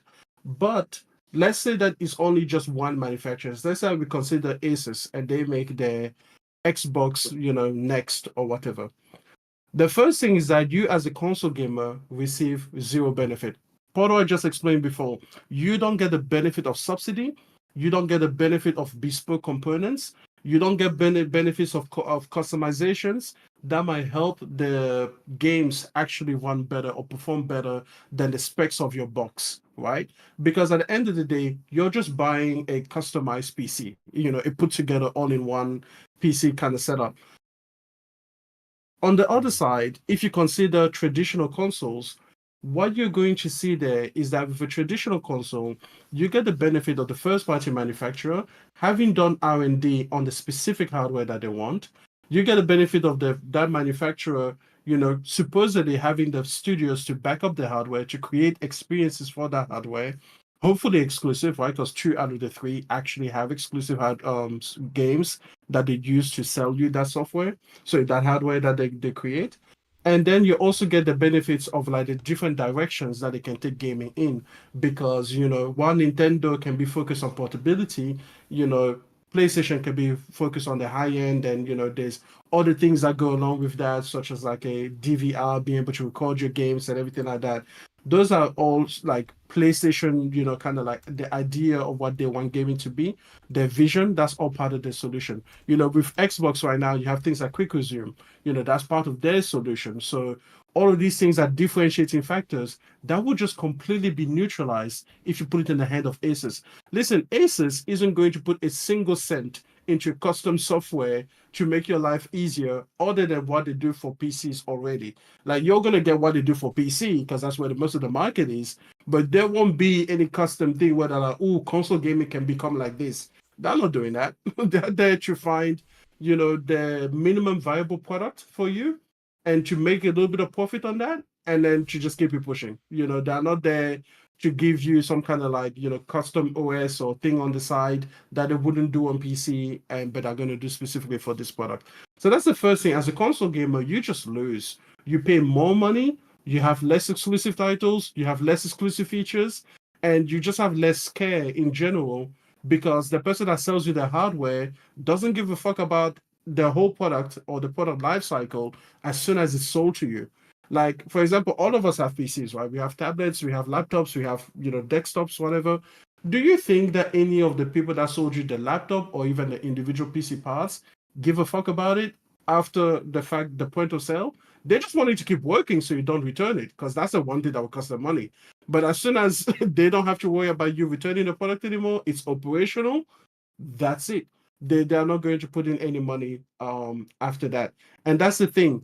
This is supposedly meant to appeal to console gamers. And that's another thing that Valve made a mistake on. You created a Steam machine that was supposedly for console gamers, but you gave console gamers no intention, no reason to actually go and buy your console over other consoles, you know? And the same thing that Portal pointed out before, the $300 at the time PlayStation 4 was more powerful than the $450 base version of the Alienware. So all of these lessons have already been learned. Oh, Like, if wow. you guys, yeah. So at That's the time, interesting. it was a 1.5 times difference, Like, you're thinking to yourself, why would I go? So the PlayStation 4 had exclusive titles, you know. It had obviously its own custom environment and sharing. We had the share button and everything like that. That made it super easy. It was revolutionary at the time. It had this controller that it came in the box with and everything. And it was $300 at the time because by then it had reduced in price. Or you could go and pay $450 for an inferior, because it wasn't just performing on par with the PlayStation 4, it was worse than the PlayStation 4. Okay. And you had the smaller library because it was Linux based and everything like that. Whereas the PlayStation 4, it was just growing and growing and growing. And that is, you're going to find yourself in a very similar situation. So just from the console gamer's perspective, you have no benefit. There's no tangible benefit for you, because people are going to be like, so what? You can run your taxes off of your big screen TV. That's what you want to do. You don't want to do that. Oh, and by the way, can we just be honest? Linux was a better idea than Windows. Like, are you kidding? You want Windows in your console? Microsoft didn't want Windows on the console. That's how bad it is. Because you remember the Xbox original was supposed to run on Windows. It was meant to be the Windows machine in your living room. Yeah. And they It's went and they terrible. prototyped it, and then they were like, no, we can't release on Windows. Bill Gates nearly shut down the project because they didn't want to run Windows on the Xbox. So that's how that happened. Yeah, you can see that in the documentary on the Xbox channel. Yeah, It's yeah, called Xbox On. They told them yeah, like this ain't gonna work. Yeah. yeah. Um But So yeah, if Microsoft doesn't want Windows on their consoles, ask yourself why the hell would you? Like Windows is bad. People don't know how bad Windows is because it's just like it's pervasive. It's the thing. It's ubiquitous. It's what we are used to. But it's a horrible in terms of resources. That's all the hardware you have to put in to get any decent performance. It's ridiculous. yeah. Hey, Powerballs, jump through. I told you you could chop in anytime you want, brother. Um, hey yo, Judge, how about you? I know you say you're on the negativity side. Very much on the negativity side. Can you guys hear me well? Yeah. Yeah. All Watch right. that thumb, bro. Now go off. Don't hold back. So, first things first with me with Xbox. No, now we can't hear you. now Now we you're can't hear you. gone. My goodness, that's bullshit. I hate this fucking thing. How about Get now? the mouth. All right, you're good now. All right. All right. So, what Xbox is really trying to redefine gaming, and to me, they should really fuck. They're not Nintendo. They tried to redefine gaming back in 2013. They tried to redefine gaming as far as saying everything is the fucking Xbox, the cereal box, the cat litter box, my shit box, everything is the fucking Xbox. Hell, they had the idea a couple of years ago with the fucking refrigerators when they were selling refrigerators, saying that was an Xbox. But now, as far as what they're trying to do with a hybrid console, and I'm not even going to try to get all technical or even pretend to get as technical as you and M have with the with that breakdown. I mean I couldn't do that. I wouldn't even try to do that any type of justice. But what they're trying to do is I couldn't say it any better. It just really is very reminiscent of a steam machine, but then it's also very reminiscent of a 3DO. I mean, I remember, when 3DO allowed, or rather, when Panasonic, excuse me, when Panasonic licensed Oh, out 3D, the the 3DO. license for 3DO with different manufacturers, but each Mhm. manufacturer, again, it's that the precedent goes further than the Steam box. As far as with the 3DOs, it was like, okay, fine, Panasonic and I forget the other two manufacturers that had the license to make it, but they made a platform that costs way more than what the PlayStation or the Sega Saturn did at $700 a pop, but it was less performant. I mean, to me, it's like is this like an every 10 or 15 year thing that we run into the same situations again? So I don't get it. I mean, and as M said and as you said, P Rock, it's like, well, for all of this, if is it a tablet, is it a PC? I might as well just get a fucking PC. I mean, I have more options, yeah, I have more options, and I have the ability to have more power. I just don't see any good coming from this, and this is where the negative part starts with me because the only reason why I think we're even talking about this is the fact that because it's Microsoft. No other company, once Atari lost, they bowed out. Once Panasonic lost, they bowed out. When Sega lost, they fucking bowed out. Once their consoles, excuse me, failed, they bowed out of the console business. Some may have been more gracefully than others, but as far as Xbox, not only are they going third party, but they're still trying to create hybrid consoles. I mean, what the fuck you trying to do? It's like they're trying to be so fucking persuasive or pervasive, excuse me, with putting their product every fucking where. Like M said, it reminds me now got me thinking about work as far as anti-dumping when it comes down to fucking trade. Comes down to trade. I mean, we can make China, I'm not getting into politics, but as far as the reason why, or part of the reason why, a lot of companies, go out of business, or rather U.S. manufacturers can't really compete with China on certain things is because of the fact that they able to produce so much of the product or dump so much product here, and then not only that, they can produce it at a much cheaper rate than what a U.S. born manufacturer can. And that's my analogy. I'm not really good with analogies, but it's like I see what Microsoft is doing as far as being so pervasive that it's like, damn, everything is an Xbox. We're going third party, and you have the choice of choosing, going, of choosing a hybrid product. It's like, man, just fuck, don't you guys die, man? Stay the fuck down. He said, It's man, this guy, this is like, why don't you? He's It's like, like, accept your loss. it's Accept your loss. it's, it's like it reminds me of Freddy versus Jason movie, and Freddy's trying to kill Jason. Jason keeps coming back, and Freddy's like, why don't you just die already? Like, what the hell, you know? Oh, go ahead, Judge. He wants them 6 feet under. Okay, anything else, Judge? Nah, man, it just makes me angry, man. Just thinking about Microsoft and their Uh-oh. strategy with Xbox, man. I mean, I may say some more things as I think about it, man, but All right. I don't see any good coming from this. All right. So we got Powerballs here, PC centric gamer. Before we get to your part, let me do some super chats real quick. Glassdoor Gamer, another super chat, says, watch the Xbox engineer guy at CES just talk about Windows gaming, and the fanboys will be disappointed yet again.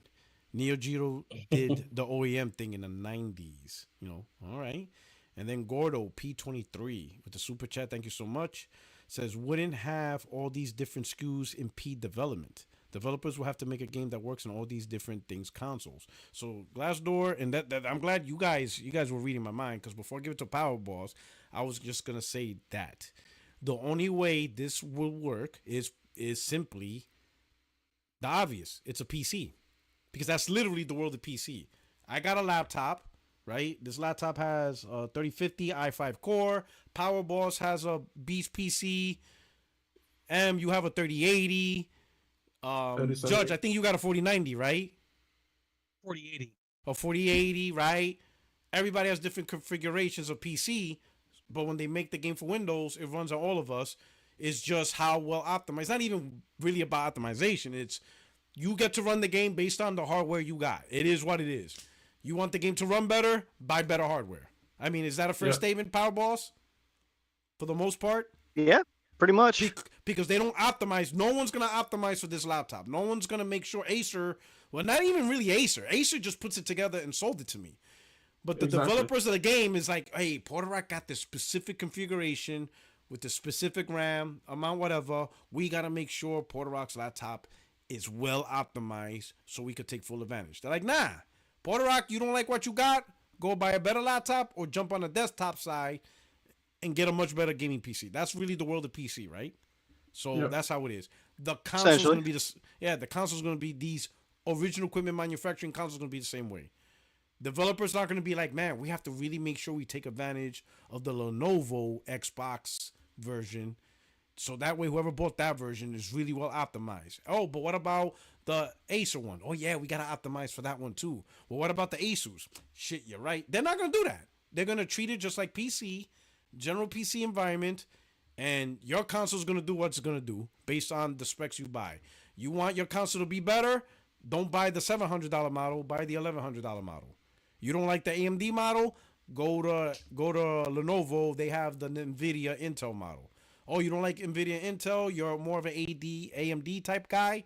Hey, Asus has those models. You know, it's even PC gamers have their own preference of manufacturers. Exactly, and you just go look at the configuration, look at the specs, look at the parts, buy that configuration. Whether you build it yourself or even PC, there are PC gamers that buy pre-owned. I mean, not pre-owned. From a developer standpoint, you only have to consider 4 different things: the size of hard drive space that's going to take up, how you're shipping the files, the RAM that the potential PCs are going to have, whether or not it's NVIDIA, Intel, or AMD, and then what CPU do they have?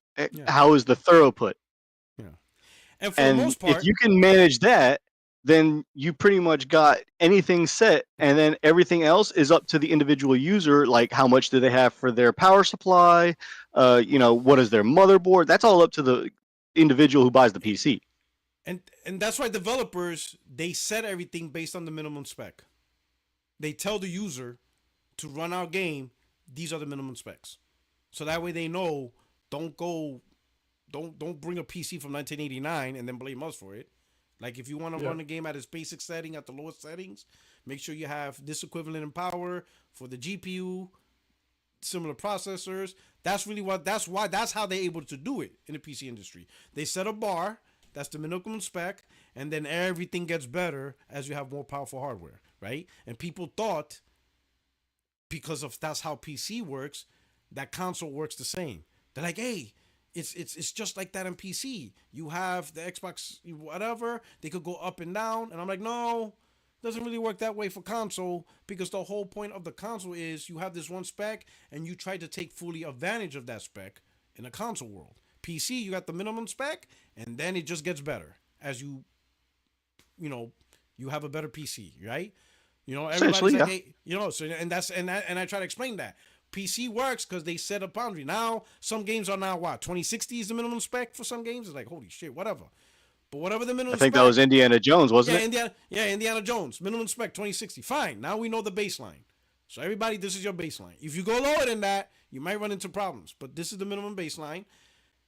Some people have the 2060. Well, this is how you're going to generally play a game. But some people's like, well, I got a 3080 Ti. I got a 4070. I got a 4090. Everything's well.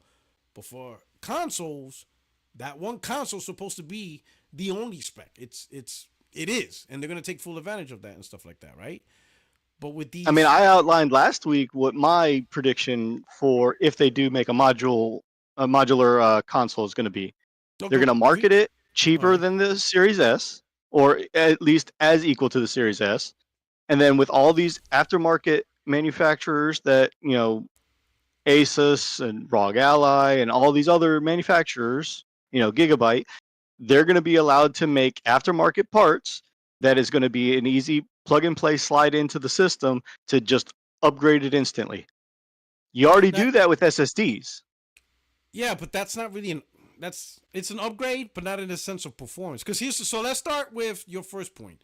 Going to be cheaper than CVS or similar. So you got a $300 console. This OEM.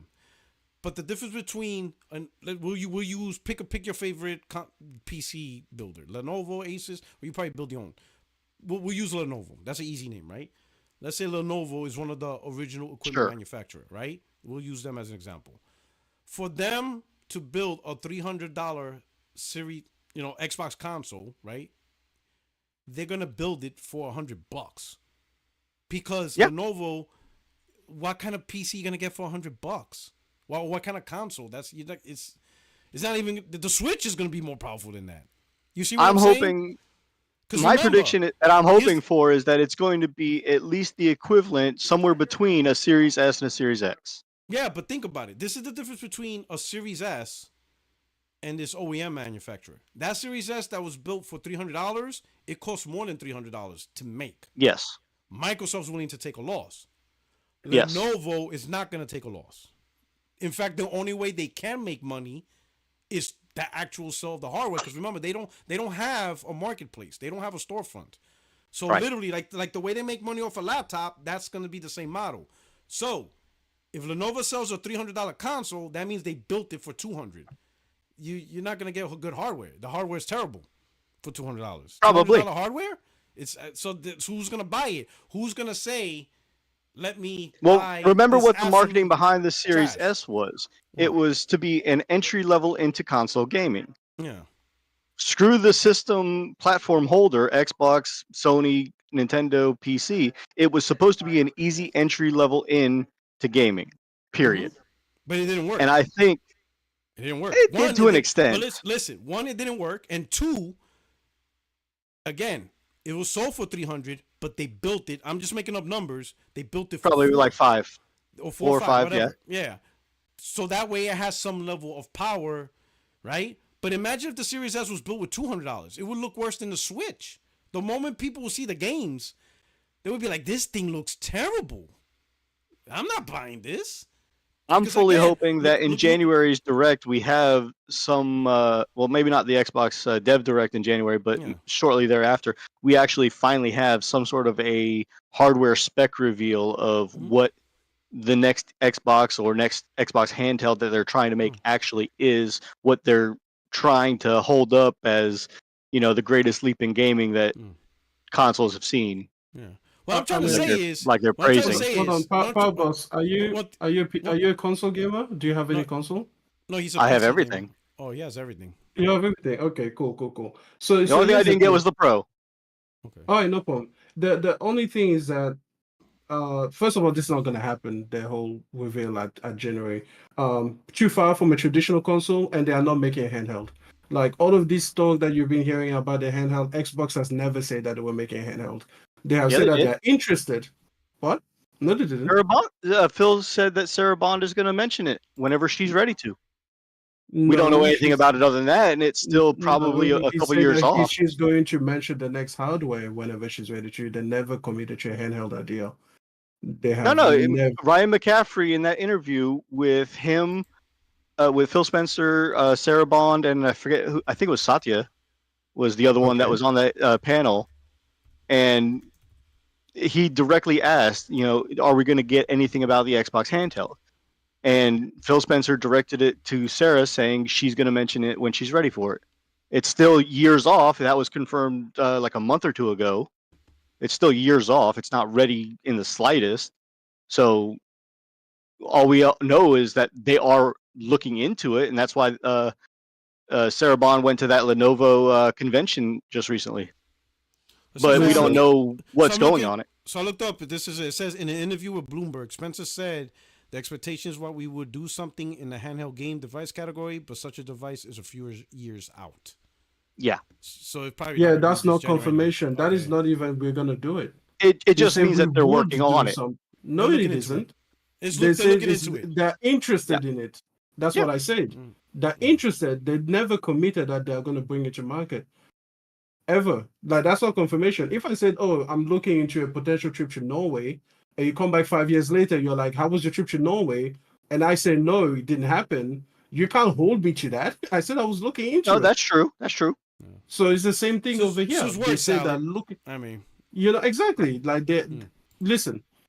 You've been around, right? So I'm not going to pretend that they were looking into exclusives. They did say they were looking into VR. They did say they were going to bring VR, and they didn't bring it. No, he didn't say they looked. They said they were. Yeah, exactly. We're going to bring high fidelity VR. High fidelity VR, and here it is. It's not here. Yeah. So here's the thing. First of all, it's not going to happen because they never ever once suggested that they were going to do it. Like this thing where people like to read between the line and fill it with hope about what companies are going to do.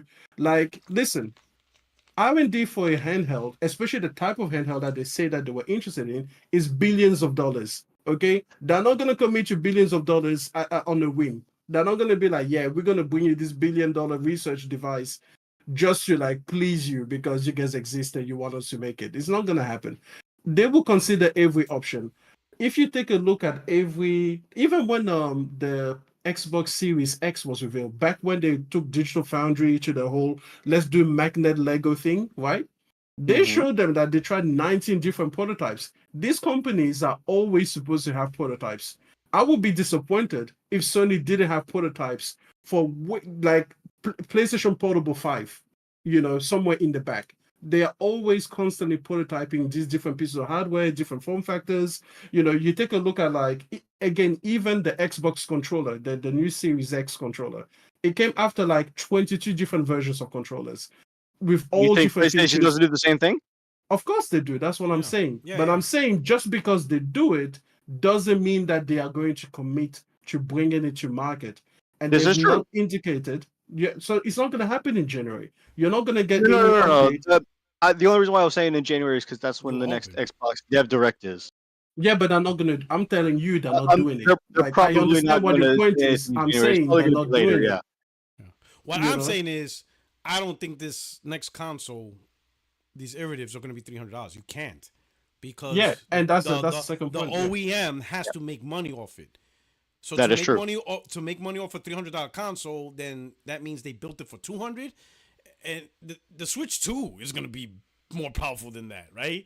So it's supposed to be equal to a PS4, yeah. So the cheapest you're going to see is the $500-$600 price range. The cheapest, that's the low end model. The upper end or mid range to upper end model, they're going to be. I mean, look at the handhelds, right? You're going to see $700, $800 OEM level consoles because they're going to need to put in some level of parts, right? The second part I think we discussed, you said that they're going to have these parts to upgrade. I would imagine if there is any chance of parts to upgrade, it's going to be the full ATX, GPUs and CPUs and whatever. I don't think they're going to get in the business of creating unique parts specifically for the consoles, because you're going to incur a loss, right? And the reason why is that business model. If you try to create specific parts for this brand, that means the only audience to sell these parts to is the ones who buy the console. So now imagine you sell these consoles and these part manufacturers, they create 100,000 upgrade GPUs, but the audience who bought the console, only 30,000 are interested in actually using it. So what do you do with the remainder of the 70,000? So here's an alternate point to the modular device. What if they're not making parts specific for a console, but the console is going to be allowed to use PC compatible parts? That's about it. Yeah, that's the only way it would work. That's the only way it works. Yeah, use the parts that exist. Don't separate. Don't create a new market of parts. Just build the thing to where it's adaptable to the market that's out there. Now, here's the problem. Are laptops like that? Can I just grab any GPU and put it in my laptop? Laptop specific ones. Exactly. You can't, because it's soldered there's onto the no motherboard. GPU. There's no GPU specific laptop. Yeah, you can't pop out. Right? You can't pop out a GPU on a motherboard. Yeah, the only thing Some I you can can. do. There's No, you laptops. There's laptops. Some you can. Out. I'm asking. No, you there's can't. Laptops? No, they're not. We're not going to pretend. There are no laptops where One you laptop have you can the swap option out. of popping out Now, the GPU. I'm going to say this. I'm not talking about soldering. External GPUs, you can. Not soldering, because that's a skill set.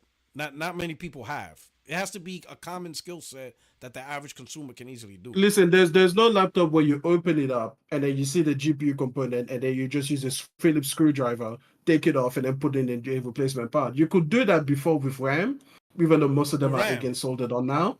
You could have done that before with Wi-Fi cards. Again, those are usually their Bluetooth cards. Let me stop you right there real quick. External GPUs are a thing now. Yeah, external GPUs. Yeah, he did say that. That's not what you said. There's three different ways that you can do it. Either A, like Porter Rock said, you solder it. You're not going to do that because that was a warranty. That's not the thing. It's a very niche skill set to do. It's not going to work because by just unsoldering the one that is on, you've already damaged the board. That's not working. Forget about that. You can. You can't.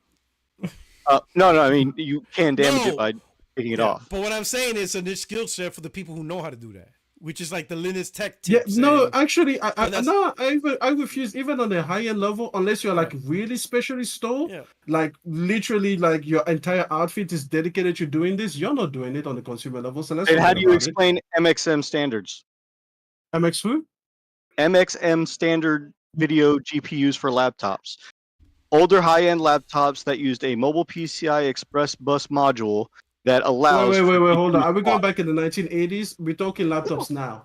Can I buy a laptop from 2022 and onwards that allows me, as a regular Joe, with that $20,000 in specialist hardware, to remove the soldered on GPU, and then to also buy the replacement part that is adequate for that slot so that I can put it in?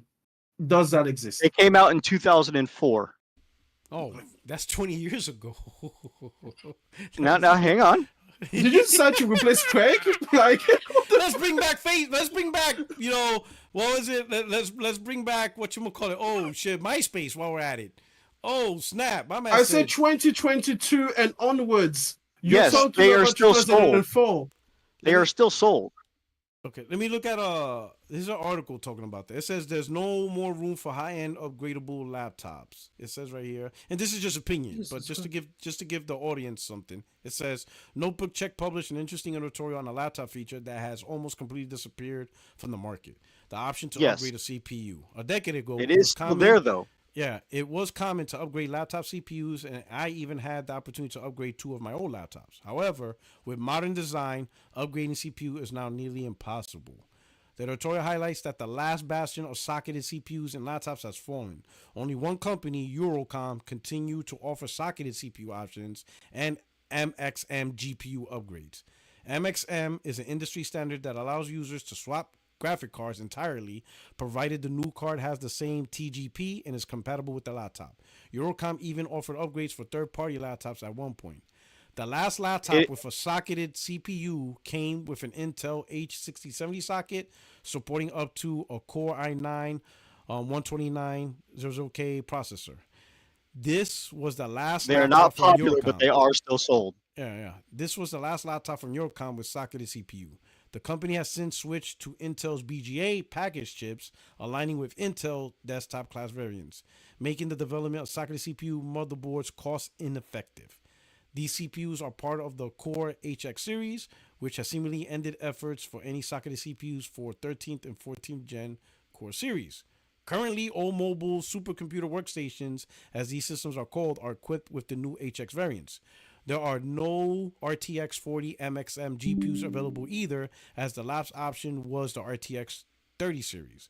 These new portable systems now come with soldered CPUs and GPUs. While MXM GPUs are not entirely dead, Intel Arc Alchemist series is available for MXM. They are mostly used in industrial and embedded systems rather than gaming laptops. There are also some rare low-end RTX 40 models in MXM form factor, but they are not really for laptops either, but for AIO systems. Worth reminding that Eurocom has also offered an AM4 socket-based laptop supporting up to Ryzen 9 5900X or 3950X 16-core CPUs. However, there was no AM5 upgrade available, and AMD has similarly shifted to HX variants of their desktop CPUs optimized for laptops. As of 2024, alternatives including modular designs like framework laptops, but these options are limited in SKU and not cross-vendor compatible. Ultimately, given the UCOM has not released a new socketed CPU option, it could really be the end of such mobile supercomputers. So it's a dying art. So I don't think they're going to do that with consoles. It doesn't seem like it's... Why are we considering things that are not happening though? Like we it's just spent the entire 10 minutes. Conversation. I think it's going to be the simplest. It's a PC, and they're going to try to convince console gamers that it's a console because of the UI. But when it's out in the market, people are going to realize, man, an $800 Lenovo versus a $600 PlayStation 6, and it's not optimized because it is what it is. Whatever configuration, if you want to get a $500 variant, it's cool. But when you're playing games at 1080p and you're gonna be like, what the fuck? Why is this shit 1080p or DLSS? It's PC world. Console gamers are gonna be like, this is the PC world, but you're not willing to spend the money for a proper PC, and that's why I think these consoles are gonna fail. Because, in my opinion, just do right by yourself and just get the PC, and you'll be able to work around that, because that's all I think these consoles are. They're just PCs pre-built, but they're going to be limited in scope. I don't think they're going to be upgradable, because that's one of the selling points of a console. Simplicity, nice figure locked. Hardware simplicity. Let's make that clear. Yeah, hardware simplicity. So it sounds right, And software simplicity, actually. Yeah, and software, because the Xbox in some UI, cases. So Xbox UI, in all cases. Design it. Well, every single console has better, more optimized software for gaming than any PC. There's no console out there that has a more complicated system. Well, it's because PCs is broader in aspect and capabilities, and it's based on Windows. You're not gonna do PowerPoint on a console. No one's interested in that. You're not interested in the full feature set. Like, consoles is really for the console. Sure, it does a little bit more. Now you got streaming apps and stuff like that. Yeah, I mean, it has hardware and software simplicity. You have little stuff like that. It's literally the advantage of it. Any console that has a web browser can always do anything that a PC can. So if you bring up one more 1% fringe scenario, stop it. We're talking about something that's aimed at the mainstream. We're not here for technically. Actually, no. We're talking about something that 99% of users will have access to. Okay? So 99% of users do, they just don't. Oh my god. They have access to it. No, so listen, I have a web browser on PlayStation. I don't use that. Why would I use a web browser on a console? It's terrible. They're all terrible. Especially when you have your phone right next to you. No, he's trying to say that technically if you have a web browser, you can technically access this other portal that can technically allow you to do this stupid fringe thing that you could do as a party trick. But we're not here about that. Even Xbox has a horrible browser on the console. It's terrible. They're all terrible. Yeah. Yeah, absolutely terrible. Yeah, it's just not. tablets, laptops, so those French things, like that's the one thing about the console. The one thing it does right is just simply the games. It's a simplistic environment, right? But once you go the OEM route, you're not really making a console in a traditional sense, right? Of what is expected. It's just a PC. And guess what? You're gonna have things that PC does. And I'm not even gonna talk about the installation. I'm talking about the cost. These companies are gonna make money off these consoles, so you're gonna be paying more for less performance. Because they're going to make a profit. They're going to mark up their console. So, like, when PlayStation releases the PlayStation 6, they're going to sell it at a loss for, like, about a year and a half. That same timeline, that same equivalent spec is going to cost more. So, that's where, like earlier, I don't know if you were around when I first mentioned. Imagine a scenario. Here. Yeah, so it's a $700 scenario. PlayStation builds a $700 console. They sell it for $6. Lenovo builds a $700 OEM Xbox. They sell it for $8. So now you got a $200 disparity. Gamers are going to be like, this doesn't make sense. Like, that's where the whole thing, that's where it's going to come. So gamers, console gamers, and I'm going to be honest, some of the stuff that is legitimately an advantage to PC, a lot of console gamers don't really care. Not to that far extent. Like the mods, free online, console gamers don't really care that the online's free. In fact, some console gamers have a perception, I said the word perception, that the online environment is worse because it's free. They have a perception that there's more cheaters on PC because you could write scripts and you could do all this stuff. Perception. I'm not saying it's true. I'm just saying there's a perception. So for a console gamer, they feel the price is worth it because they perceive that the environment is more locked and they don't have to deal with some of the stuff. Again, I just said perception-wise, right? So a lot to some extent, that's right, yeah. Yeah, so a lot of console gamers don't care about the subscription fee, especially now that they're on Game Pass. They don't care about subscription, right? Mod, generally all right, but even like the few games that do have a mods on Xbox consoles, like Fallout, it's not really as big as I thought it would be. Like even Fallout on PlayStation, I looked at some of the user-generated mods. There's not a lot of it. So a lot of gamers, at least on PlayStation, they didn't take advantage of the Fallout 4 mods. PlayStation also doesn't allow half of the mods that are actually there. Because if you compare the library of mods of PlayStation to Xbox to PC for just Fallout 4, Nexus Mods has about 3 to 4 times the library that the PlayStation and Xbox don't see for one reason or another. On PC, you're saying? Like, for PC, yeah. Because that's Nexus of course. Yeah, on PC, mods is huge. Absolutely huge. What I'm saying is on console, it's there, but it didn't gain as much traction as people thought they would. They thought it would just be like, holy shit, it's a game changer. That's why most don't even bother with it. Because I don't think that's a...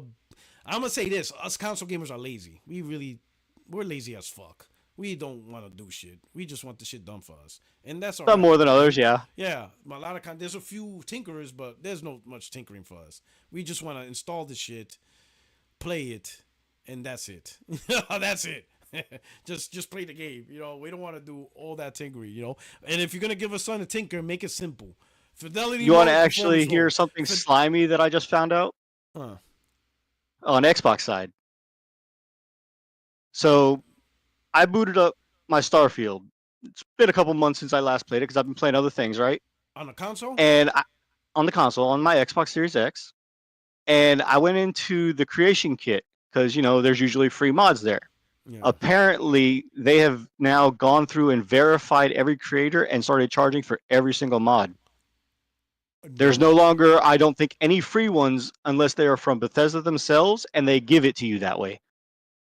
So the mods creators created now cost. Are monetized. I think the lowest is 200, maybe 300 credits, which is $3, $4. Oh, wow. Now, does the creator... Yeah, I just found that out. All right, does the creator at least get some of that? They should get a portion of it. I don't know how much. I don't know what the split is. Yeah. Oh, wow. But yeah, I just found that out, and it was a surprise to me. Yeah, like, yo, so and those mods are probably free on PC. You probably could get free probably mods. Some of them. Yeah. Oh, man. I'm telling you, man. Because, again, you can go to Nexus Mods and get them from there. Yeah, like I tell you, man. Consoles gets the short end of the stick with this multi-platform strategy. Like day in, day to cost everything is just The device is going to get the short end of the stick. There's no benefit. I understand the benefit for the consumer. You could pick whatever device is. I get that. Yeah. But if you own that console, if you bought an Xbox, I'm sorry. Xbox Series console owners, you got the short end of the stick. You got no benefit from this Microsoft strategy. It just that's why you see more and more gamers like, fuck it, I'm just going on PC because you're getting the short end of the stick if you stay on the console. You just might as well enjoy Xbox on the PC side. And that's why I said on the PlayStation side, if Sony does the full day and date, hell, even create a launcher, because there's talk about that. Especially if Sony creates a launcher. Oh man, it's a wrap. Just go over there. You know, but hey, I know some people love the ease and comfort. In all honesty, the only thing that's killing PlayStation on PC is the whole PSN login requirement, because it's stopping the 180 countries from buying their games. Yeah. Welcome. That's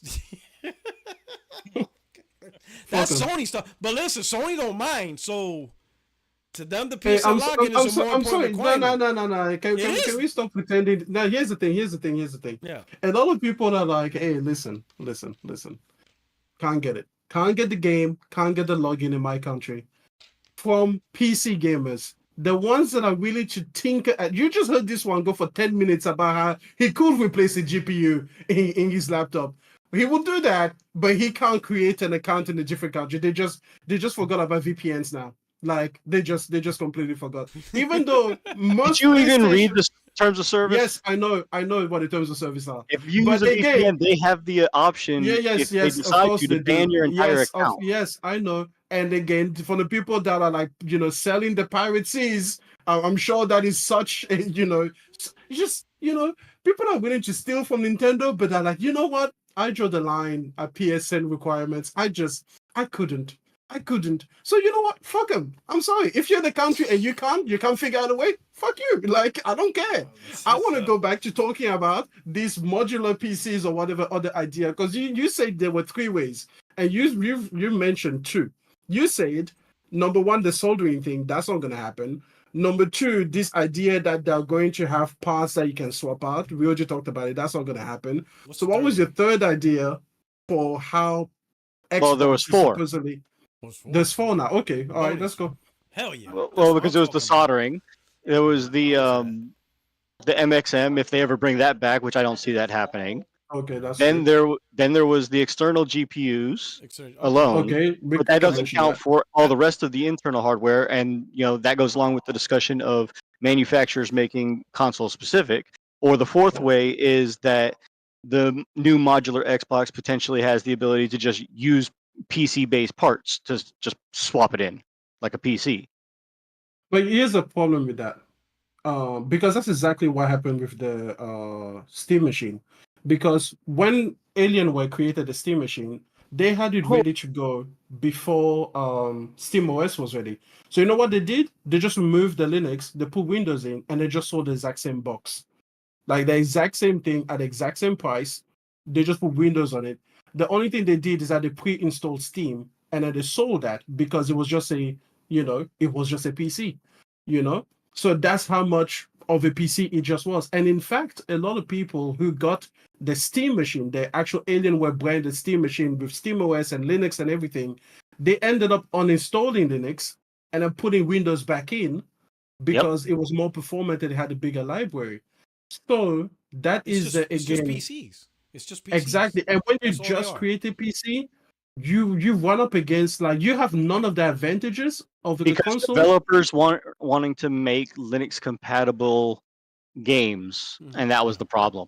It only lasted for 7 months, and it sold about 500,000 units. Yeah.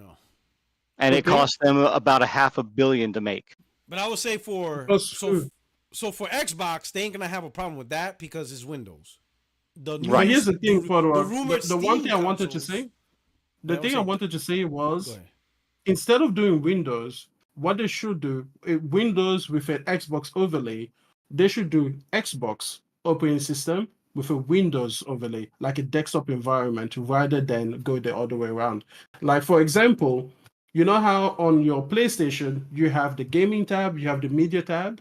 They should have like an apps tab where they give you like Office or whatever else they think that you might need on this. Well, they kind of have that now. How do they have that now? If you go into your browsing your library, you can separate it by games, apps, and other things. Okay, but that's what I'm saying. That's what I'm saying, that they should have the apps, and then they can put in traditionally desktop apps rather than just Netflix or media watching apps or whatever. Because I think that's what you're talking about. Like streaming services, obviously they have the apps. Anything that's not a game. Yeah, but then that's what I'm saying. Like, because the thing is that Windows is a huge detriment to the actual performance of the hardware.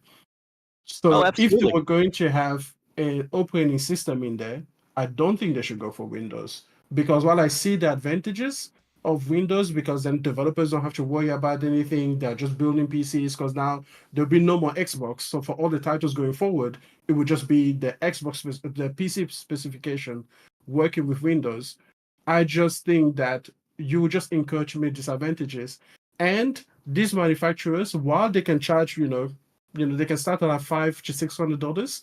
They are still going to want an entry level that is not, over $1,000, which means that the components should be performant. At the end of the day, this is just a bad idea all around. Valve proved it was a bad idea, and then the way that they fixed it with the Steam Deck is that they did none of it. They brought it in-house. Gabe used to be a Microsoft employee, right? Yeah. Yeah.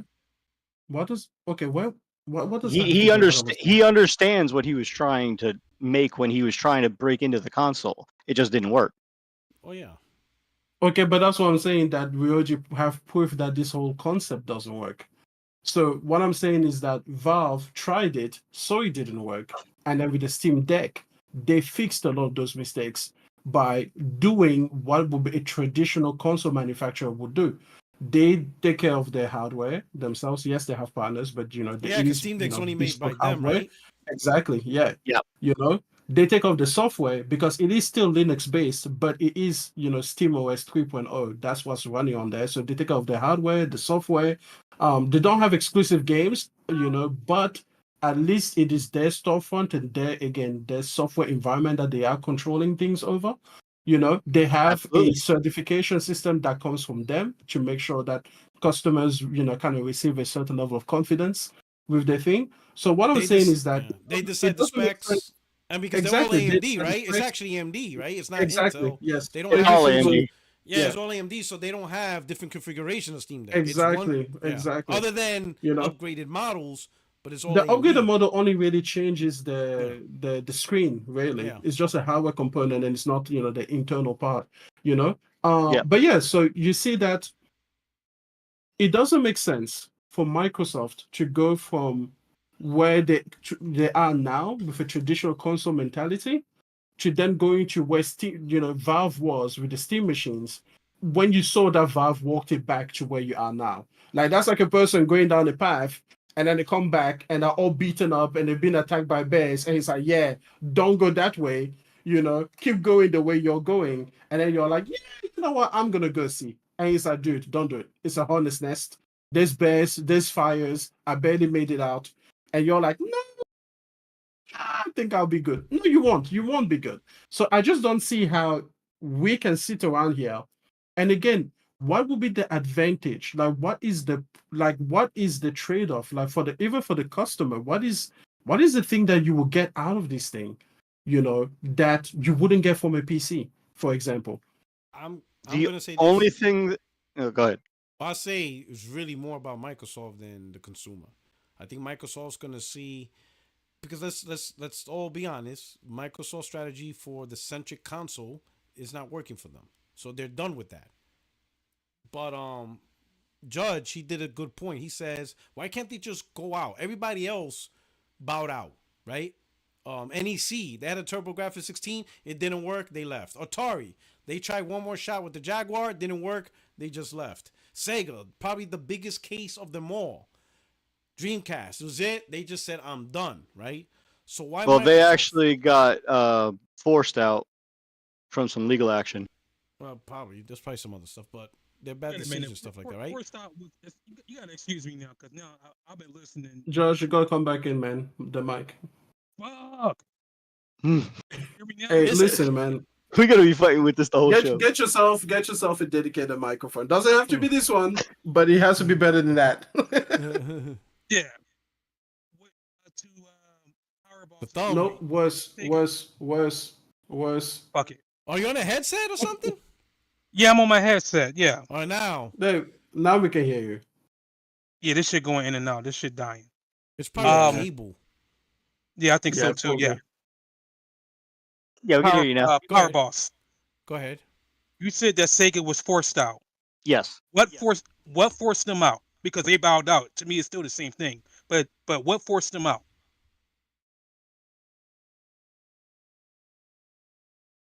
So Sega didn't completely close, but they exited the console hardware market because they had a significant financial loss due to the series of failed console launches. Yes. Because the consoles themselves, for the Dreamcast, the Saturn, the Sega Master System, the Sega Genesis, the Sega CD, and the Sega 32X, all did not sell massive hits. Well, Genesis they sold a couple million. But that was the only one. They sold a couple million of them. But when PlayStation started launching, about 2 years after the 32X had launched, when they started making the Saturn and the Dreamcast, they just weren't selling the consoles enough. Yeah. So they bowed out. But they didn't stop making games because, I mean, look, we just got a whole bunch of Sega games announced. No, but that's they're still there. When you say forced out, what did you mean by forced out? Yeah, but what? No. That's what we're trying to say. That's Power Bus. That's what we're trying to say. When Sega made the decision to say, you know, we're done, we're going third party, they didn't do no quasi. They done with the console. It was over. Dreamcast, cutting it off. We're done. It's over. They straight up. Well, there was also a scandal with somebody that was in Sega that tried to release something before it was supposed to be, and it was something that PlayStation was going to be putting on Sega, and PlayStation said no, and they said you either cancel this or you're gone. And rather than go through with it, they said, okay, we'll bow out. The what? The emulator? I never heard of that. Your brain, you are far. Your brain, your thing is bad now. Yeah, Bleamcast? That's what you're talking about? The emulator? No. Like what?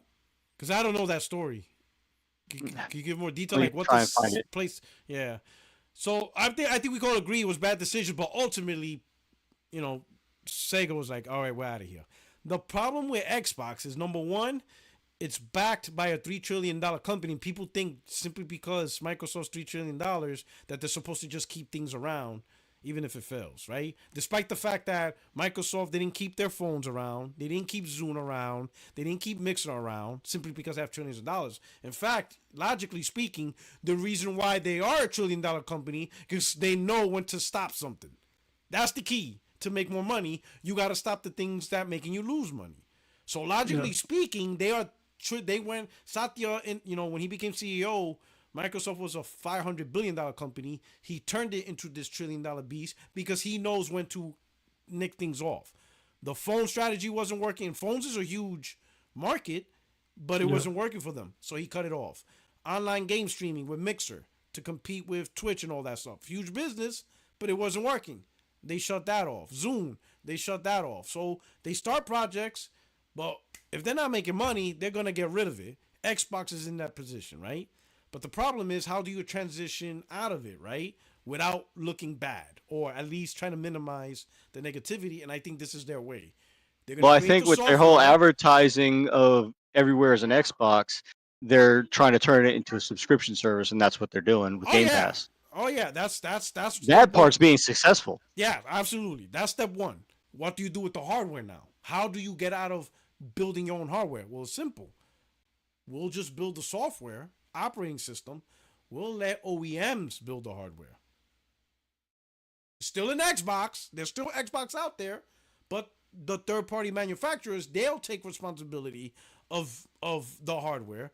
Microsoft, they do what they do best. Here's the software. Install it. Here you go. Because Microsoft don't build PCs to compete with Dell. No, they let Dell build the PCs. Here's our Windows. Here you go. License it, buy it, all that stuff. They're going to do the same thing. Now, in this new generation of OEM hardware, if it fails, that's not on Microsoft. Microsoft's like, hey, we don't build hardware. We provide a software. If Lenovo decides to be like, this ain't working out for us, we're done. Lenovo has no problem saying after a year, yeah, we're done with this stupid ass idea. We're not building no more. Who's going to tell Lenovo anything? Nobody. if Dell's like, yeah, this third party Xbox is not working out for us. We're not selling as much as we thought we would. Yeah, we're not doing it. We're done. Moving on. Who's gonna I tell can't Dell? find any information about the scandal All right. that happened, But I but think I did find that what happened was Sony came out with a much superior technology for the console space, which slowly killed off the Dreamcast and the Saturn.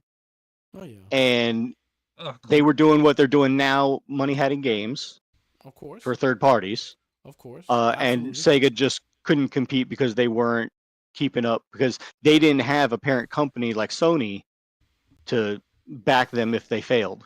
Mm-hmm. So they didn't have the capital to keep going as an Yeah. actual console developer. Yeah, they ran them out, and right now Sony's about to run Xbox out the industry. Just the same. Can we just clear something up? PlayStation didn't have a parent company like Sony. Remember that PlayStation was a joke of Sony for a long time. If they didn't make the right decisions, they were not getting bailed out. Like Sony wasn't committed to PlayStation. They only became committed to PlayStation really After the in the PlayStation 2. PlayStation 2, And then when the PlayStation 3 happened, they thought also about like divesting, PlayStation. Then they decided like, no, we're gonna What stick it out. a lot of people don't know what saved PlayStation 3. A lot of people don't know this. What saved PlayStation 3 was Kaz Hirai. Ridge Yeah, Racer. Him. yeah, He literally yeah, saved PlayStation. People don't realize that. And the reason exactly. why he saved PlayStation is because he became the CEO of Sony. Yep. They literally promoted the guy from PlayStation to be the CEO. And he's like, I'm going to keep this division alive. We're going to Yeah, keep he going. believed in If PlayStation. they So that's would what I have mean. put Like, any other CEO from another division, especially like their TV division, I think they would have shut down PlayStation after the disaster of the PS3. absolutely. He loved PlayStation. He's like, we keeping it going, and it worked. The gamble worked. He shut down the PC PlayStation, division. But Yeah, he Kazurai, yeah, Kazurai, Vio. Oh, I hate him for oh that. yeah, I he had a shut it Vio down. laptop. He shut I down had a Vio Vio. laptop. I Yo, had a he Vio shut it laptop. I down, but he love kept Vio. PlayStation. Yeah, but he shut it down. Yeah, He kept exactly. PlayStation alive. A lot of people don't know Kaz Hirai, since they put him in the top position of Sony. He He he kept protected his baby. he protected the brand. He said, we gotta stay in it. We're gonna keep it. Yeah, I think if they would have put any other CEO from the other divisions, especially the TV division, because them guys were just screwed over, yeah, we wouldn't have a PlayStation. They would have said, shut this down. We're done. And I don't think we even get publishers. Like that, I think they would have just holistically shut everything yeah. down I completely. mean, they All didn't do stop. anything with Vio, Nothing. So yeah, they would Yeah, have. they didn't try to Yeah, save it. They didn't try to turn Bio into a yeah, tablet. They just completely ended it. 100%. Full stop. We're exactly. just done. You know? So that's what I mean. Like when people are always like, "Oh, Sony was money hatching. Oh, did PlayStation succeed because they had Sony?" I'm like, they didn't have Sony. Now they have Sony because No. now like Sony will go to hell and back before they let go of PlayStation. But that didn't happen. And some of Like the stuff wasn't really the money hiding. It was really Microsoft made stupid decisions. Grand Theft Auto 3 was not supposed to be on PlayStation. They went yeah, to Xbox first. All Xbox had to do was say, sure, let's yeah. make a deal. yep. And same thing with History Sega. Same thing history with would have Sega and rewrote it. everybody else. They all made still decisions that allow PlayStation, even though they were the nucleus on the block, to actually make an impact. Like again, there's this fantasy that people have where Sony was like, "Yeah, we're gonna throw our money around and PlayStation's gonna money hat things." I'm like, no, no, they didn't. Another They one, they, they, they weren't like that. EA. EA was a big sports product on Sega. Yep. Madden and that was Sega. That was really on them. They got their successes on Genesis. During the Dreamcast, EA was like, hey, Sega was on the rise with their own sports titles with the 2K series. EA was like, listen, shut that down, make us the exclusive sports, and you'll have our games exclusive to Dreamcast. Madden, basketball, baseball, all of it. Sega's like, nah, we still gonna make our own 2K products. And EA's like, then forget it. We're not making games for you guys. And that mistake was costly because Madden, they became exclusive up until when Xbox came out finally. But for a while, it was exclusive to PlayStation 2, and Madden was the bigger title. I felt 2K was the better game, but Madden was the more successful title because it had the name, it had the branding. That was another mistake Sega Yeah, made. Sega should have said, you know what? We'll shut down our studio. Yep, keep EA exclusive to Dreamcast. Don't go nowhere. But Sega was like, nope, we're doing our own thing. EA thought that they were encroaching our territory. So EA's like, all right, if that's how you want to play, we're going over to PlayStation, and it's gonna be exclusive there. Like, yo, you'd be surprised. Final Fantasy on PS1. That wasn't a Sega, a PlayStation thing. It was simply because Nintendo made the mistake of using cartridge, and they couldn't fit the game. So Square Enix like, you should have went CD. Let's go to PlayStation. They have CDs. It's easy. Yep. It's just, there's just some things that just aligned with the moon and stars for PlayStation in the beginning. It's just, that's what I mean by like, yeah, it wasn't like Sony was like Final Fantasy. Yeah, exactly. That just fell on their lap only because they decided to stick. It fell on their lap because Nintendo wanted to be different than PlayStation, so they said no, we're sticking with cartridges because we don't want people to think that we're just like whatever. Even with the GameCube, you saw they still try to be different. They created that stupid ass mini disc. Yeah, like why would you do that when everybody else is going DVD? Nope, we got to be different than PlayStation. I give them that much. Sometimes it worked. Other times it hurt them bad. It hurt them bad not going DVD. Oh yeah, and you saw that, and then this shit just falls on PlayStation's lap. They're like, wait a minute, Nintendo's using cartridge. Final Fantasy 7 can't fit on this. Like, it just can't. So, hey, it's only going to be made on PlayStation. And PS1's like, cool, yeah, make it happen. And look at that. It's crazy. There's a lot of crazy shit in games. They got to do I would love a nice in-depth documentary on Netflix on all this stuff. Because this is just amazing. There's just amazing shit in gaming that is, like, accidental. It's just literally accidental. Yep. Some of the stuff. Like, PlayStation got a lot of accidental stuff that they didn't money have some stuff. It was just accidental, and it just worked out for them. And some of the stuff was out of their control. Some of this, some of it was out of control. Final Fantasy was out of their control and stuff. Metal Gear Solid left Nintendo because, again, Kojima was interested in the audio of what CD provided.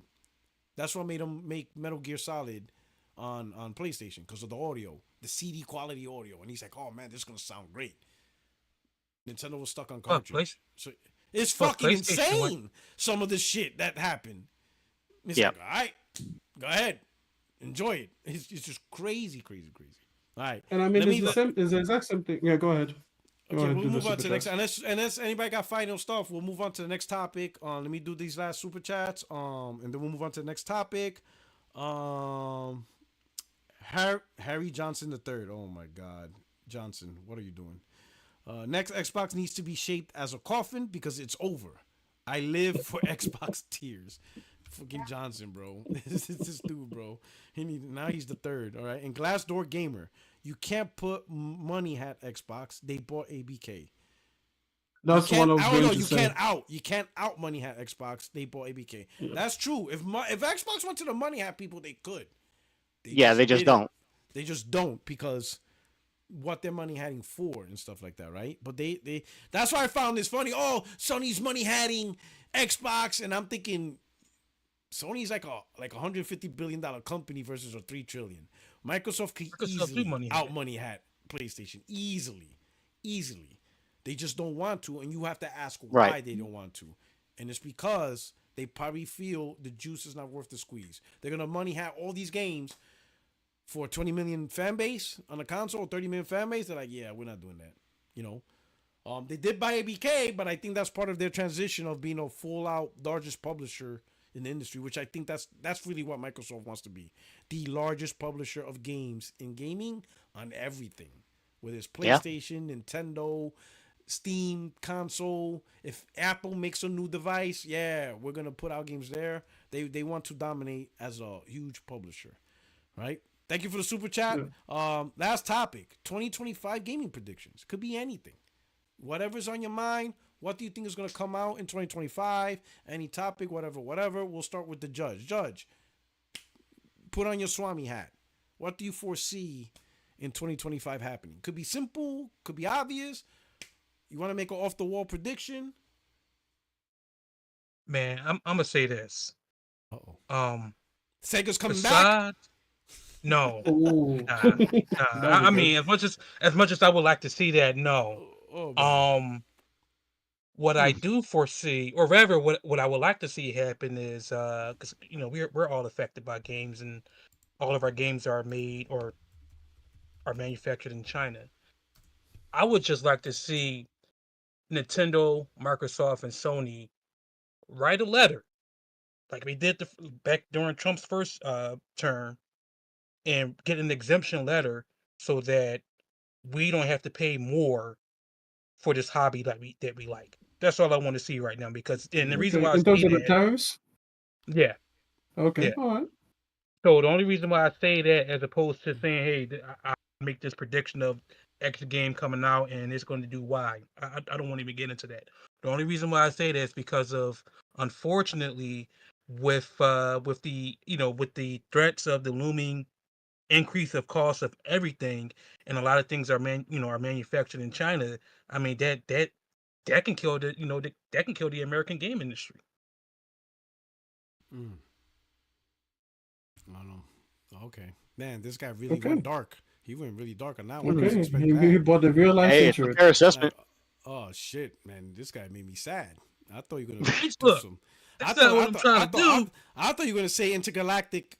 Heretic is gonna come out. Make me happy, bro. Like shit. Yeah, exactly. This guy. That's what I was gonna say. You I was dark as gonna say hell. that.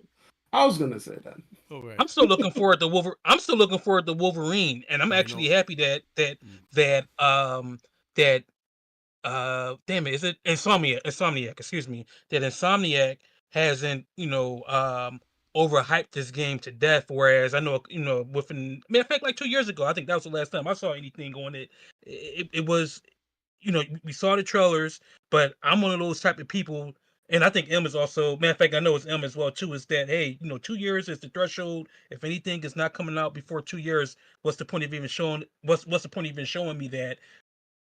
I'm I'm actually hyped for that game. Other than that, oh, and Ghost of Yotai, I'm hyped for that too. I don't care what anybody say. And matter of fact, when I come to think about it, I'm also as much as I get on Ubisoft, I'm actually looking forward to AC Shadows? huh? AC Shadows? Yes, thank you. I'm looking forward to that. Yes. Yeah. So there we go. All right. All right. Yeah, because that is 2025 actually. Yeah, because they delayed it from this year. They said it was coming next year. Okay. Yeah, that's cool. For Good Yotai? game.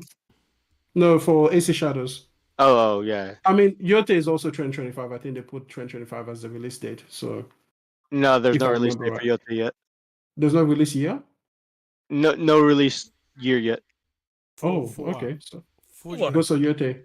I thought it was. It's 2025. Yeah, they put said it on the thing. 2025. I could be wrong. Let me You're double not check. wrong. I thought they said 2025. Your power boss. Why is it that every time I say something, you be coming out with like alternative facts? That's no, it says on the PlayStation blog, Ghost of Yotai is coming in 2025. That might. Right on the Okay. blog. Right again. It's on the blog. There we go. Yep, you're right. Okay, all right. Ghost of Yotai. Can't wait for that on my pro. Hell yeah. All right. Yeah. Okay. Extreme. Are you Yo. done? Are you good? Are you good, Judge, with your predictions? I'm good. I gotta laugh. Okay. All right. Shout out to Johnson, the third. 2025, Uncle Phil retires and the circle is complete. That's his prediction. That's his prediction. That would be interesting. That would be interesting. And then everybody's gonna blame Sarah Bond. Oh, he should. He should. That's what they're gonna do. He should. Oh, let him man. die. He should let himself die a hero. Not literally die, by the way, but just leave the position. Batman, before he sees himself become the villain. Live long enough to be the villain. Exactly. Gordo and they're starting to turn the eyes his way. They're starting. They're like, He's gonna be like, yeah, she got it.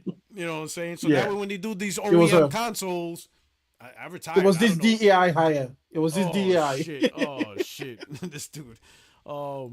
Gordo P23 says my prediction for 2025 is Game Pass will come to PlayStation. I am so confident in this that I'm willing to bet him. Don't do it, Gordo. Don't do it. Yeah, Gordo. Just keep that one to yourself. I'm gonna tell you why, Gordo. It is not Xbox. Xbox want Game Pass on PlayStation. They absolutely do. It's Sony that doesn't want Game Pass. They already denied it. And Nintendo. So it's not Microsoft. Shit. They would have been put Game Pass years ago on that platform. It's Sony that doesn't want it. They just don't want that. Gordo. Take the $50 you were gonna bet. Just put it in an envelope. Mark it, write the bet on top of the envelope. Put it in your closet. When 2026 comes around and you didn't come true, take your money and you got a lesson learned for free. There you go. You don't need to lose it. Just pretend. You don't need to lose it. Exactly. Just pretend you're betting it. Yeah, but I don't think there Sony's gonna play that. Sony and Nintendo. Or if you want to like underscore the lesson, okay, just go and donate it to your favorite charity. You know, go give it to your favorite nephew for Christmas or something.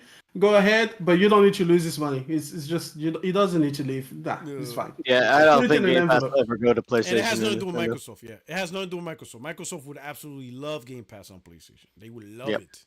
Absolutely love it. It's Sony that's like, yeah. I don't even know how that would work. Yeah, they will love. They will love, believe me. Xbox would love it. Microsoft, Satya, he's salivating at that thought. He's like, ooh, my bonus, my Game Pass bonus. My first prediction of 2025. There we go. With utmost confidence, I can say this. Okay. The brain is going to get a new mic. First gaming prediction of 2025, because the way he was getting frustrated, the way he was getting frustrated, I know he's not going to let that shit happen ever again. He's like, this was the last time. I don't know why that was the last time. You know? What is it? Do you guys have Boxing Day? Do you guys have the celebration after Christmas? Yes. That's Canada. Okay, well we have it over here as well. But basically, it's just an extra shopping season. That's the Queen's. That's the Queen's shop. Yeah, for the Commonwealth UK holiday. For the people in the Commonwealth. All you colonized, all those that have been colonized. Yeah, exactly. In the Queen's we refuse. We refuse to get away from the King's foot. You know, we're just like, yes, keep stepping on us. Hey, listen. The brain is going to get. He's going to get himself his new microphone. In terms of interesting predictions, listen. Can we just take a moment to appreciate the fact that PlayStation disrespected all of you showcase fans by not creating their own showcase? Because remember, if you take a look at all the announcements they had in the last 3 months, they could have made a showcase of their own. They could have. They could have easily made a showcase on their own. They could have made a really decent showcase for the 30th anniversary, and they decided not to do it and to give it to Jeff Keighley. So, first of all, congratulations on that. But so I will predict for you guys, out of sympathy, you're going to get a decent to middling showcase some point throughout the year. You know, they're going to give you a bun. State of play. State of trash. You know, they're going to give you a bun. I will also predict that GTA 5 will release next year. It will not be delayed out of the year. I like that. That's what I'm talking about. There you go. So GTA 6, I should be. I was thinking 2025. GTA 6 will release next year. It will not be delayed. It will just be later on in the year. I'm thinking November. You know, but you will get it next year. That's one of my predictions. Okay. And I think that next year is going to be a kind of rising tide lifts all boats. I know that a lot of people have been talking about how GTA 6 is just going to overshadow everything, you know, and going to be this nuclear blast where nothing can touch it around. The thing is, I agree that will happen to a large degree, but I think we'll actually get people that have lapsed away from console and other forms of gaming back into the fold and attract new people. So I do think that overall it will be a huge net positive on the industry. And I think we have to celebrate that as gamers. You know, when we have these moments, you know, of like convergence where all of us are coming, you know, it's a nexus moment. Just like Avengers Endgame lifted, you know, for all everybody benefited up and down the chain. You know, cinema, you know, movie theater holders and everything like that, cinema lovers and everything. I think GTA 6 will create our own Endgame moment where people that were not looking at games are going to see how crazy, you know, $1 billion or whatever budget they decide to put into a game, what that can do, okay? And then that is going to basically help more people come into the console space, help more people come into the gaming space, including PC, because some people will be like, yeah, like, I'm going to get that, but I'm going to get a PC. So they're going to start building, you know, their libraries up and everything like that. So I think that GTA 6 is going to be an amazing moment for all gamers everywhere, because whatever can bring more people into the fold is going to be a good thing. We want our hobby to reach more people, to you know, just show more people, show the whole world the amazing art that we get to partake in, so that they also feel like, you know, that they can also participate, even if it's not GTA 6 that they're interested in. It will just kind of pique their interest. So those are my my quick predictions for 2025. So yeah, you should really be happy about GTA 6, even if you yourself do not want to play it. Okay. All right. Power Boss, your predictions. I got a lot. All right. Oh man. I agree with him. I think GTA 6 is not going to be announced delayed, and it is going to come out next year, but it's going to be in the later half of the year. I love it. Later half of the year. Okay. Yeah. I think that there's going to be more Xbox games announced that were previously console exclusive that are going to get announced for PlayStation. That's what I'm talking about. Yeah, of Whole course. slate. However, I don't think it's going to be one of the pillar franchises though. Oh, you don't think Gears? Wait, you mean like Gears E-Day? Like E-Day? Gears, Halo, and Forza. No. Okay, first of all, I can't say Forza. Forza's already. Maybe gone. not next year. Maybe not next year. But I'm talking immediately next year. I'm gonna tell you, Gears E-Day is day and date. Yeah, Gears E-Day is coming. I'm gonna say that right now. I'm gonna go out there. I'm gonna shoot that half-court shot. Gears E-Day, day and date. On PlayStation. I think the Switch 2 is going to get announced. Yeah. Oh yeah. Yeah. And hopefully we're going to actually get a release date for that. That makes sense. My prediction. Okay. I think that's going to be. We're going to get details of it early in the year, but it's not going to be coming out till 26. I think. The Switch? Nah, I don't know. They're not going to let the whole year go by because then you wouldn't sell the Switch. There'll be a few months between the announcement and the release. And then the last thing that I want to predict is Fable's going to get pushed to 26. Ooh, ballsy. But you know what? I feel that. I'm thinking 5 more new games are going to get released. Or not released, but announced at least. 5 more new games. From who? For both Xbox and PlayStation. Both. Oh, like new titles? Announced? New titles. And I do think Intergalactic is 26. Okay, I think so too. I think it's early. I can say 26. I think it's early 26. I think early 26, like January, February. I think so. Yeah. Because that falls within my window of acceptance. Yeah. I'm reserving my predictions of whether I'm going to like or hate that one. I want to see more of it first. Obviously, yeah. Okay. No, yeah, that's perfectly fine. Okay. What else? Anything else? I thought you were going to come up with something crazy. Like, this has been fairly reasonable so far. I mean, the only hopeful thing is somewhere halfway through the year. I thought you were going to say Sony was going to announce day and date for everything. That's what I was waiting for. Yeah, that would be more like a PC game. I think that's coming 26. Oh, yeah. 26? You think it's 26? They're going to announce day and date strategy? Starting with Marathon. Which we already know is multi-platform. Yeah, but Marathon is already multi-platform, and it's live service. Sony already announced all live service games are day and date. They already said that like half a year, So you're not predicting anything. Yeah, they already said that. So we know multiplayer. What I'm predicting about the day and date thing is they're going to try one more staggered release with whatever they're going to launch, probably Wolverine next year. And then they're going to do either later in the year or early 26 so how about for PC. How about this? Do you think Intergalactic Heretic Prophet will be day and date? Do you think that's going to be the first game to go day and date? Or Ghost of Yotai? Well, Yotai is 2025, so that's not going to happen. So I would say Intergalactic Heretic because that's I think that's going to be 26. So yeah, because we both think that's 26. Do you think they'll start with that game, Naughty Dog? I think Wolverine and Ghost of Yotai are going to shorten the time between day and date even further. By how much? Then 11. I'm guessing 3 to 6 months. 3 to 6 months. That's not happening. Oh, yeah, I could disagree with that. Herman's has already told you there'll be at least a year. But then I think they're going to test the waters with Intergalactic on day and date, early 26. Ooh, this guy's ballsy. That's what I like. That's what I'm talking about.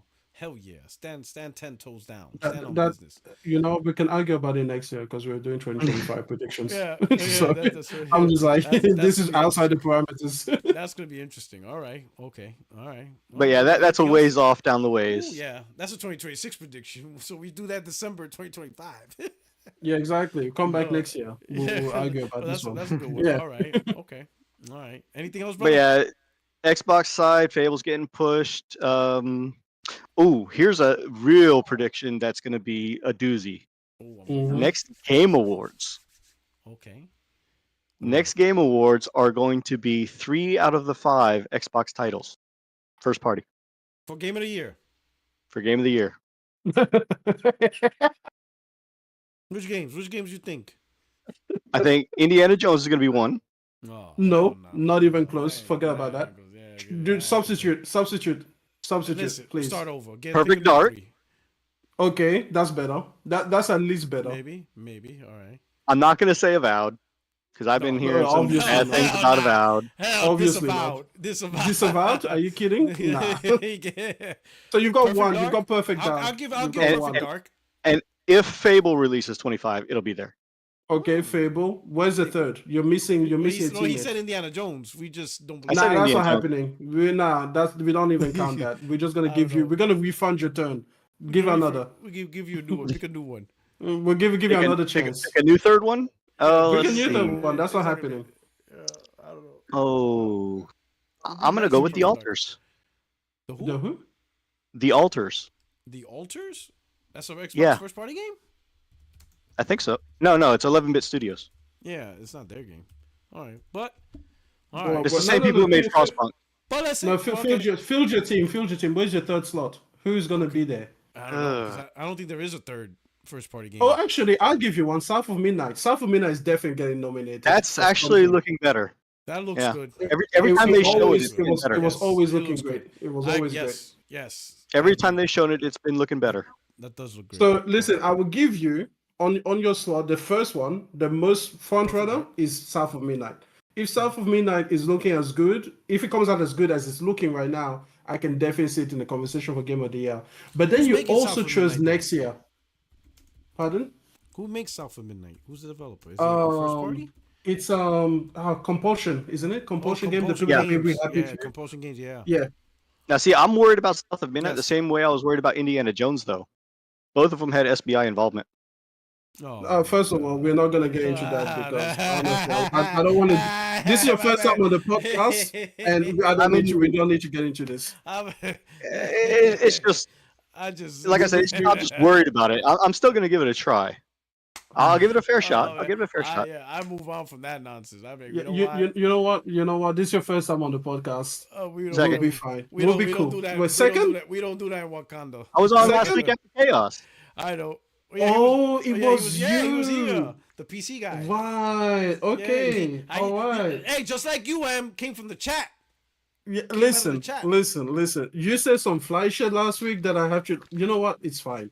You know what? It's a spirit of Christmas. I don't need to do this. Yeah. Last in the chat says he thinks Forza Horizon 6. Hey, that would be good. If it gets announced. That's a prediction. And listen, I want to see more of that new Halo, though. Do you think they ended on PlayStation? Depends on the game. I'm going to say yes. I'm going to say no because I haven't bought Forza Horizon 5 yet. I'm saying yes. Forza Horizon, no. In my opinion, I think they forego Forza Horizon 5 because the juice is not worth the squeeze because the game came out when? 2021? Yeah, right? Something like that. Yeah. So I think because some of it did. Some of those licenses lapse on vehicles and stuff. So I think the juice is not worth the squeeze to even bother with PlayStation. Just go on with the next one, new license, everything. Across the board to keep it staggered evenly now. That's the right thing. So I think Forza 5 was just not juice worth the squeeze. Why even bother? It's already by this point. If they released it next year, it's 4 years old. Not even worth the squeeze to deal with it. Just make 6. Day and date. I can see that. Boom. Easy for them. Okay. Yeah, I can see that. I can see that point. Prediction. If it is announced. Yeah. Actually, I would really like it if they announce it and release it within the same year because I really do appreciate a shorter window. So that would be really good. I want 3 years. I like my 3-year wait. Yeah, there you go. Hey, you got your 9 year. You got your 9 year wait happening with Lost on the side. I got like a 7-year wait for Lost on the side. Thank God. So I don't have to predict that because it's a 2025 release, right? So what is it? 10 years for GTA 6? 8 years. Yeah. Because it came out 2017 announced or something. I've been waiting for 2017 for that game. So 8 years, bro. 8 years, bro. By the end of January, Nintendo will officially announce their Switch 2 and release it in March. similar to what they Agree. did with the Switch. So January official release, official unveiling Announcement. after CES. It won't be at CES in their own show. Yeah. Official unveiling by the end of March. So I don't know. I mean, by the end of January. I don't know when in January. It doesn't really matter. Just before February 1st hits, we already get the official price, specs, games, everything, and they will declare when in March they're gonna start selling it. So I'm predicting that. That's number one. I too also predict Grand Theft Auto 6. I foresee September, October release. If it releases in September, then the online will release in October. So a staggered thing like they normally do. So I say by September, we should have, I say no later than October, we should have GTA 6 in our hands, ready to play for that. Okay. Ghost of Yotai is a 2025 release, right? I also think Intergalactic is gonna be it's not gonna be within the 2025 realm. I think that's a 2026. I can see that. Think I see that already out of the play and stuff like that. What will be another prediction? We're gonna see more and more day and date games on PlayStation. So I think they have lessons learned between Starfield and Hellblade. I think they realize stagger release is not benefiting them, because if you were to do stagger release, the only reason to do the stagger release is to sell more consoles. So you give this year timed exclusivity to the console, it boosts up Game Pass, boosts up console sales, and then you put it on PlayStation. I don't think that plan worked. I think Starfield didn't really boost console sales. Hellblade didn't really boost console sales, right? I think now looking at Indiana Jones, they're like, you know what? There's no point in staggering games. It's not benefiting the console. Because the people are going to play it, they're going to play it anyway because they're already on Game Pass. So it is what it is. I think we're going to start seeing more day-and-date games from Microsoft first party onto PlayStation, because it doesn't really, the staggered strategy doesn't really benefit unless it impacts development. If they can't do it all because it's a small studio like Compulsion Games, they can't work on the PlayStation because then it might delay South of Midnight, then yes, Microsoft's not going to delay any game because of PlayStation. Right? So if it's not staggered, if it is staggered, it's probably because of development resources. They're not going to stop the train. They're going to make sure it releases on time, on PC, on Xbox, on Game Pass. But if they could get the game day and date, they're going to do it. And I think certain games, they're going to make sure of that, like Gears, because I think Gears is a bigger studio. Halo's a bigger studio. They're using UE5. So I think those games, I don't know if Gears is going to be announced in 2025, but if it is, I think it's day and date on PlayStation. That's just me. That's just some of I think it's going to be announced 2025 because that's like the 30th anniversary of Gears, isn't it? Is it 30th? Or 20th anniversary. 20th anniversary. Okay. Because it released in 2026. No, it released in 2026, November. So next year is the. I mean, 2006. Yeah, 2006. So November 2006 was Emergence Day. Was the day Gears launched. I was in Iraq. I think so. That sucker launched. So was I. Yeah, so it's weird. So next year will be there. So you know what? Scratch that. Gears will be announced for next year. That would be perfect. It perfectly aligned in November. I wouldn't be surprised if they launch it the same day as the original release. I can see that. That will absolutely be perfect. It sells itself. So, and day and date on PlayStation. You're gonna see the PlayStation symbol. I forgot one prediction. Next Black Ops is gonna be a Black Ops 2 remake, just like they did with Modern Warfare 3. So next year, but isn't Infinity Ward is next year? Who's on the chopping block? I think it's Infinity Ward. Yeah, but I don't think they're gonna do Black Ops because that's normally Treyarch. I don't know. That's what I heard. Really? Yeah. Black Ops 2 is the next remake from the Call of Duty series. Wow. Interesting. All right. Lot of okay. So I'm going to make a counter prediction to his prediction, and I'm just going to say that Microsoft isn't going to have 3 of their 5 spots. In fact, I'll even give you 6 spots because I think next year is packed. Okay? Here are some of the things that I think will be contenders for Game of the Year, just straight off the bat, right? You've got GTA 6. Obviously, that's a shoo-in. No one's going to give you any points for that one. So that's one. I think it's going to win. Yeah. I also think so, because if you put $1 billion in a project, you better win. At a certain point, it's like that game is going to be huge. At a certain point, it's like you better win. That game's going to be huge. Another one, okay? Split Fiction. I don't know if you guys saw Split Fiction at the Game Awards, but it was the best game from the Haze Light. It's a co-op one where you flip between a sci-fi world and a magic world. I wasn't too impressed with that one. The sci-fi looked all right, but the fantasy just looked lacking. All right, yeah, from the people that won with It Takes Two. Yeah, they're going to be there. Oh yeah, because there's the studios that did It Takes Two. No, I know they did. Yeah, they're gonna be high up there. Let me put it this way: they have a much higher chance than freaking Avowed. You know, Oh so shit! Oh, I don't even that? think Avowed is in contest. yeah. not even in it. Not even close.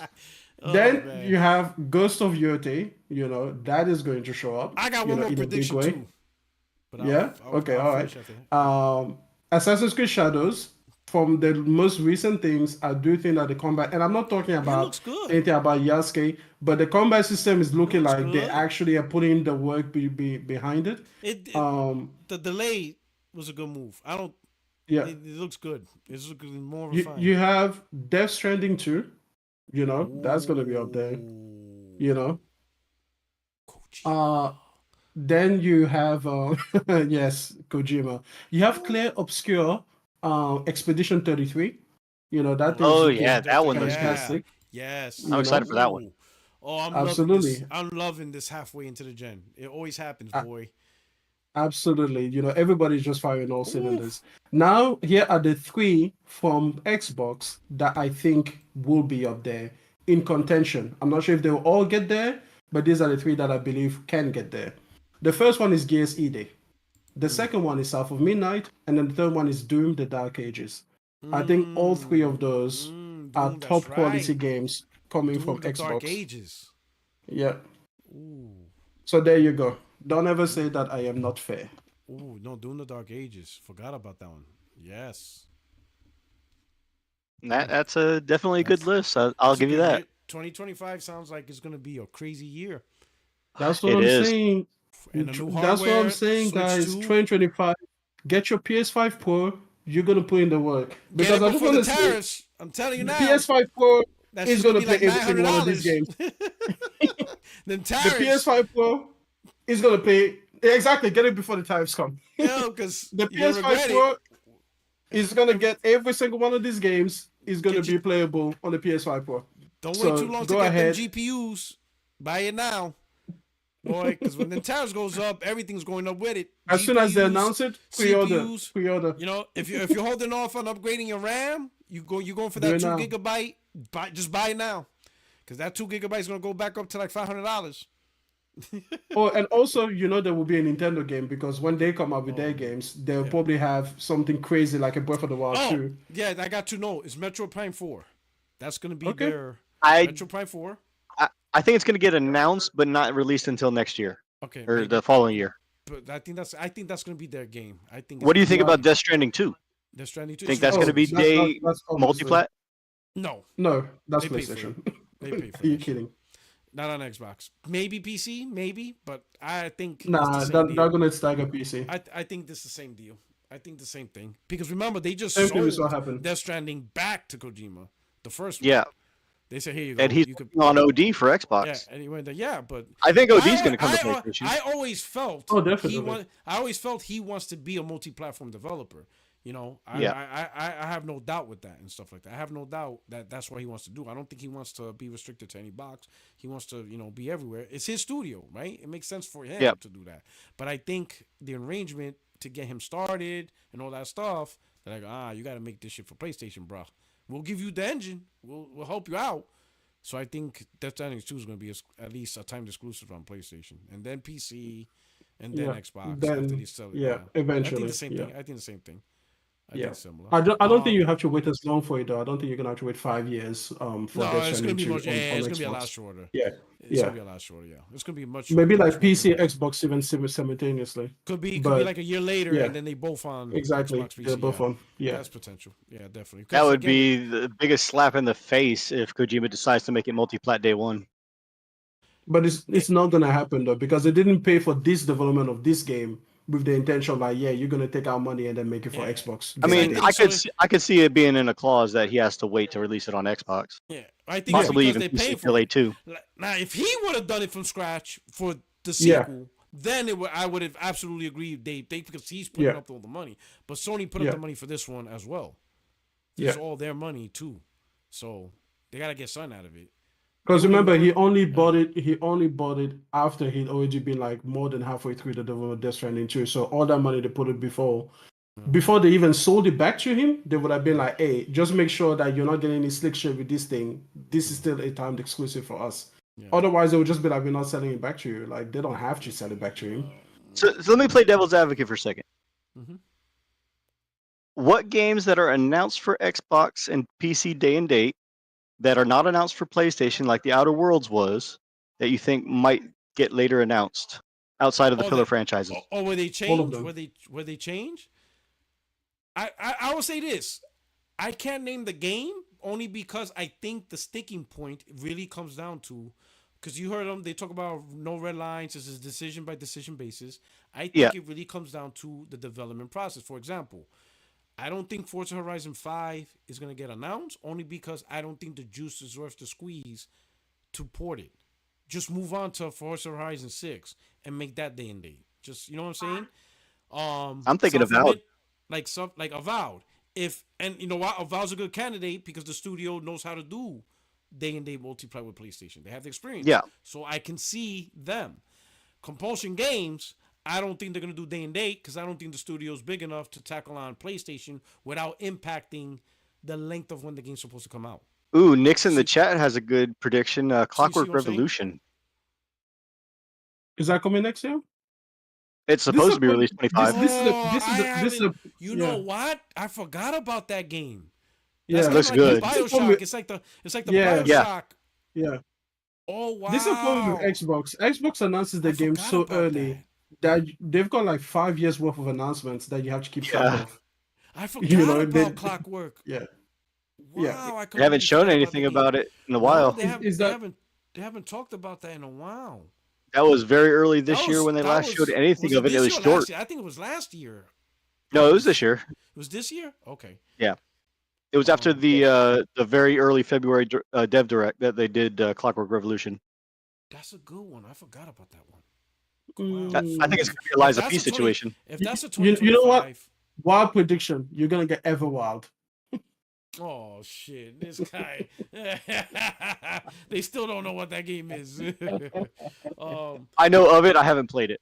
I'm gonna say. I'm gonna say this. Here's my prediction. Also, the other prediction is Avowed when it is released on Xbox is locked at 30 FPS. The day it releases. Wait, didn't they all just say that? They all just said that. No, because there's rumors if they're gonna try to get it to 60. I don't think they are. They're working on getting it to 60, but I think it's gonna launch at 30. Not on launch day. That thing is launching lock 30 on your Xbox consoles, Series X and S. That's just you're gonna play juicy 30 FPS on that console. Oh shit! Yo, what do you think about Mecha Break?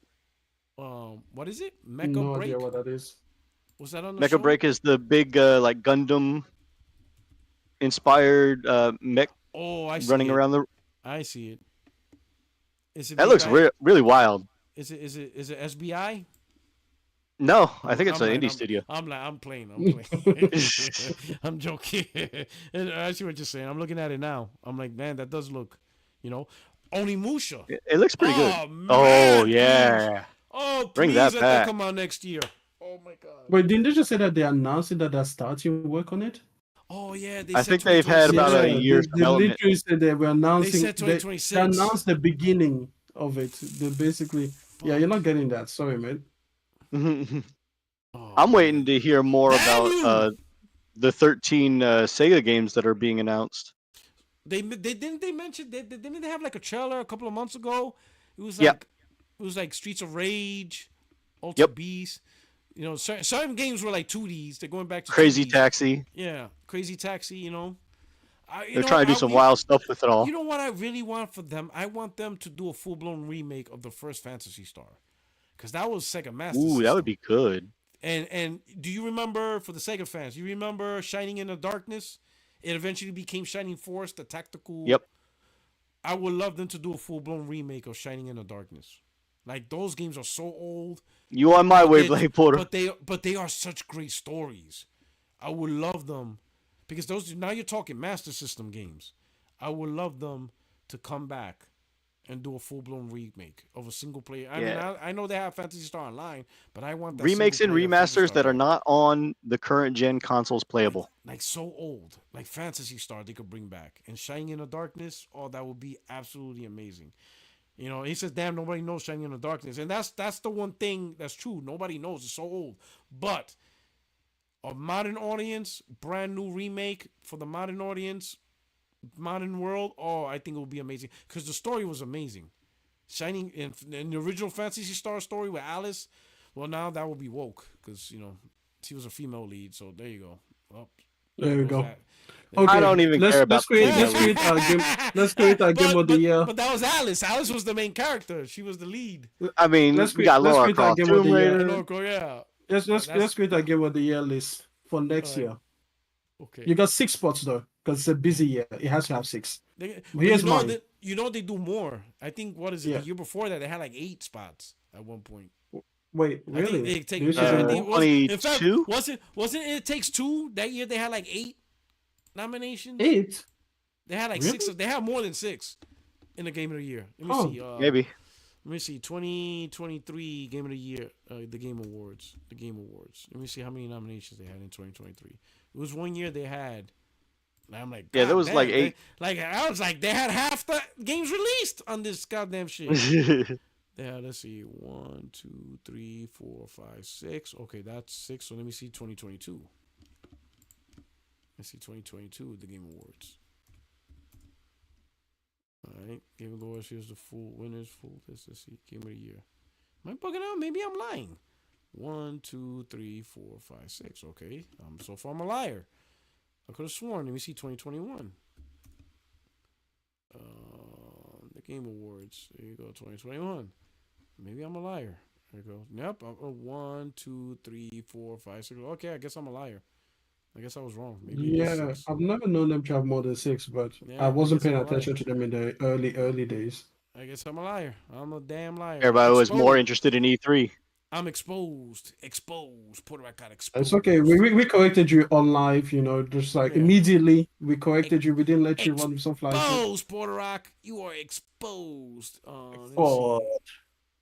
me see. Okay. So, anyways, since we have 6 spots, GTA 6, Split Fiction, Play Obscure, Expedition 33, South of Midnight, Ghost of Yote, Death Stranding 2. And that leaves out a lot of great games that are possibly coming, like Doom. I think that Doom is going to be really, really, really high up there. It did look. Dark Ages did look good. Ooh, I know one that none of us have mentioned yet. And you got a chainsaw shield. That's badass. And you've got a gun that literally crushes skulls and then shoots them at people. Here's one that nobody's mentioned yet. Monster Hunter Wilds. Nah. You don't think so? Not for Game of the Year. Really? Nah. Okay. All right. Yeah. J. No, not with too many other titans. Like any other year, sure. Yeah, GTA 6, that's just too big. J. Rowe, shout out. Thank you for being a member. 19 months. And then we got Navenzor. Game of the Year list. The GOATY list, according to him. Death Stranding 2. Ghost of Yotai. Metal Gear Solid Delta. Grand Theft Auto 6. And anything Nintendo. Well, the only thing that's excited for Nintendo right now is Metroid Prime 4. It literally just said GTA 6, Nintendo. Anything Nintendo. That's gonna be on the list. Oh snap! Oh, yo, that's true because my list doesn't include anything from Nintendo because we don't know. Because you don't know. Yeah, but I think Metroid Prime 4. If it releases next year. But if it releases, they could create a Mario. They could have another Zelda, like a proper Legend of Zelda game. Super Mario Universe. Or something. They could have what is it, Legend of Zelda remastered? That'll get up there because remasters and remakes are not allowed. So yeah, Breath of the Wild remastered. Oh exactly. My God. And nobody will complain. Not a single person. Nobody. I was very disappointed with Nintendo this year. This year they had a weak year. Very. You know what? After 6 years. After 6 years of greatness, they allowed you to have a year off. I think this year is only because they're holding off because of the Switch 2. I think. I agree. I think they purposely. I think they're already winding down. Whatever's whatever. I think they're gonna go hard on Switch 2 next year. Ooh, do you think the Elden Ring Night Rain is going to release next year? Night Rain is the multiplayer, the co-op, the standalone multiplayer co-op. Yes, yeah. I think so. Yes, I do. I think so. They already have all of the assets made, so why wouldn't they? I think so. Yeah. I think it can get easily made. Yeah. From Software is hitting. Yeah, they are. They hitting. All right. Okay. All right. I think that's it. Let's do our outros. Pretty good. We do our outros. We'll start with Power Boss. Let them know. Are you doing anything on your channel? You do anything on your YouTube or anything like that? What's going on? I've got to fix my hard drive. My hard drive that has all my streaming software. When I upgraded my computer, it's not registering yet. Oh shit. Usually I stream modded Minecraft, and I do a variety of games. Okay. But I'm everywhere. Anybody's willing to help me. 4080 for modded Minecraft? No, I got a 2080. You got a 2080. Oh man! Still, you waiting for the. Wait!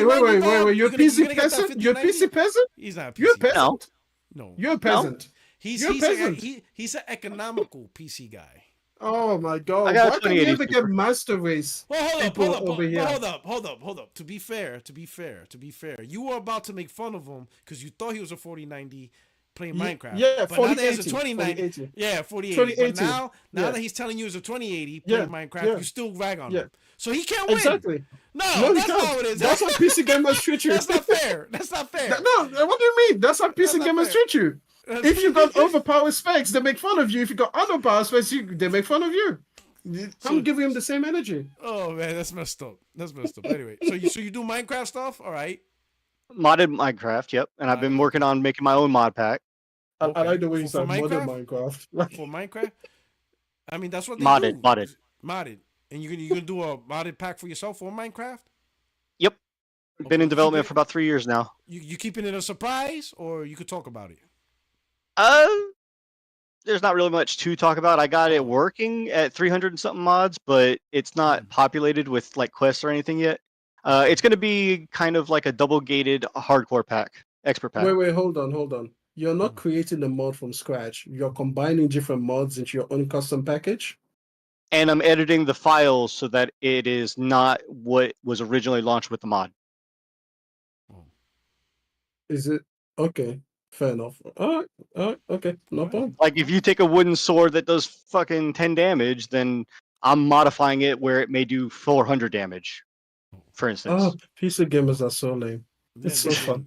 I'm not doing that extreme. It's just an example. He's like one slash and you destroyed the world. He's gonna create a character that breaks Minecraft, and Microsoft's gonna be like, "What the?" I've already done that. He's like, "What happened to Minecraft?" It's like the world ended. I play card games, Magic the Gathering. Okay, all right. Okay, that's respectable. Yep. I do Arena Online. I've been in it since Alpha build. What's Arena Online? It's the most definitive way online to play Magic cards. Oh, okay. Oh. Directly by Wizards of the Coast. It's on Steam and it's free. Okay. I just went recently back and started playing some StarCraft 2. Okay. Playing PoE 2. Okay. Loving the hell out of that. That's good. Yeah. That's the one that came out. I'm really loving it. Yeah. The new one. Just came out. I just went back to Power World this morning with the Faybreak update. All right. Okay. World, man, you are a true PC gamer. That's what I'm talking about. I just played and beat Space Marine 2 in 7 hours today. Look at that. He's actually playing PC-centric game. This is exactly. This is a PC game. This is the lame shit we need more. Not these guys that play PlayStation first party. They ain't PC. I told you I play everywhere. Yeah, this guy's a true PC gamer. You on PC, he's doing it. He's getting those PC games in, man. Freaking Minecraft mods. And I saw you post taking jabs at Alex and Cassie. Just don't play them furry Nazi mods, all right? Yeah. You know those are funny gifts that his community gives. I know. I'm just talking shit. I'm throwing shit. Some people. No, what do you mean those are funny? King Trash went to his thing. They are there. They're not just funny. Yeah, they're there. Nah, literally the game's on the platform. But his chat trolls him. No, they're there on his account. He took it because they gifted him and he accepted. But I'm just saying it's just funny. No, did you see that he got gifted an Xbox in his PO box? He got He's but got listen, playtime. he got He's got playtime on playtime. escaping He's got food or playtime. prison. You know, I'm He's saying got like, playtime. Just the It's one, not yeah. just a joke. It's not just a listen, joke. if y'all give me that he's got shit, I'm mad blocking playtime. y'all. I'm blocking y'all. I'm gonna reject the gift, and you're blocked. Did And you see the PO Xbox that he got? The what? He got gifted an Xbox in his PO box. Did somebody send them an Xbox? Or he It, Which play? it was Xbox? it was an Xbox box, but it wasn't an Xbox in the box. Oh, it's just the. You don't want to know what was in the box. No, I Let's put you don't. it know that what? way. Not this I channel. don't. Not this No, channel. I don't. We don't play that. This is a kid friendly. We don't play that in Wakanda. Leave it alone. Mm-mm. All right. We're good. We're good. Extreme, your outros. Hey, listen, if you guys were interested in the talk about the Steam machines, because we talked, that was a big part of our Fireside discussion chat. today.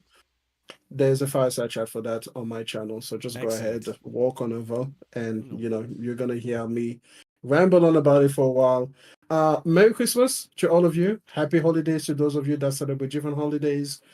Even if you are not celebrating, even if you are by yourself, which I don't recommend, go ahead and socialize with people. Find somebody to talk to be around, to goof around. Go ahead and spend your New Year's, Christmas, whatever period, with company around you. Don't play lame game like Minecraft modded or otherwise.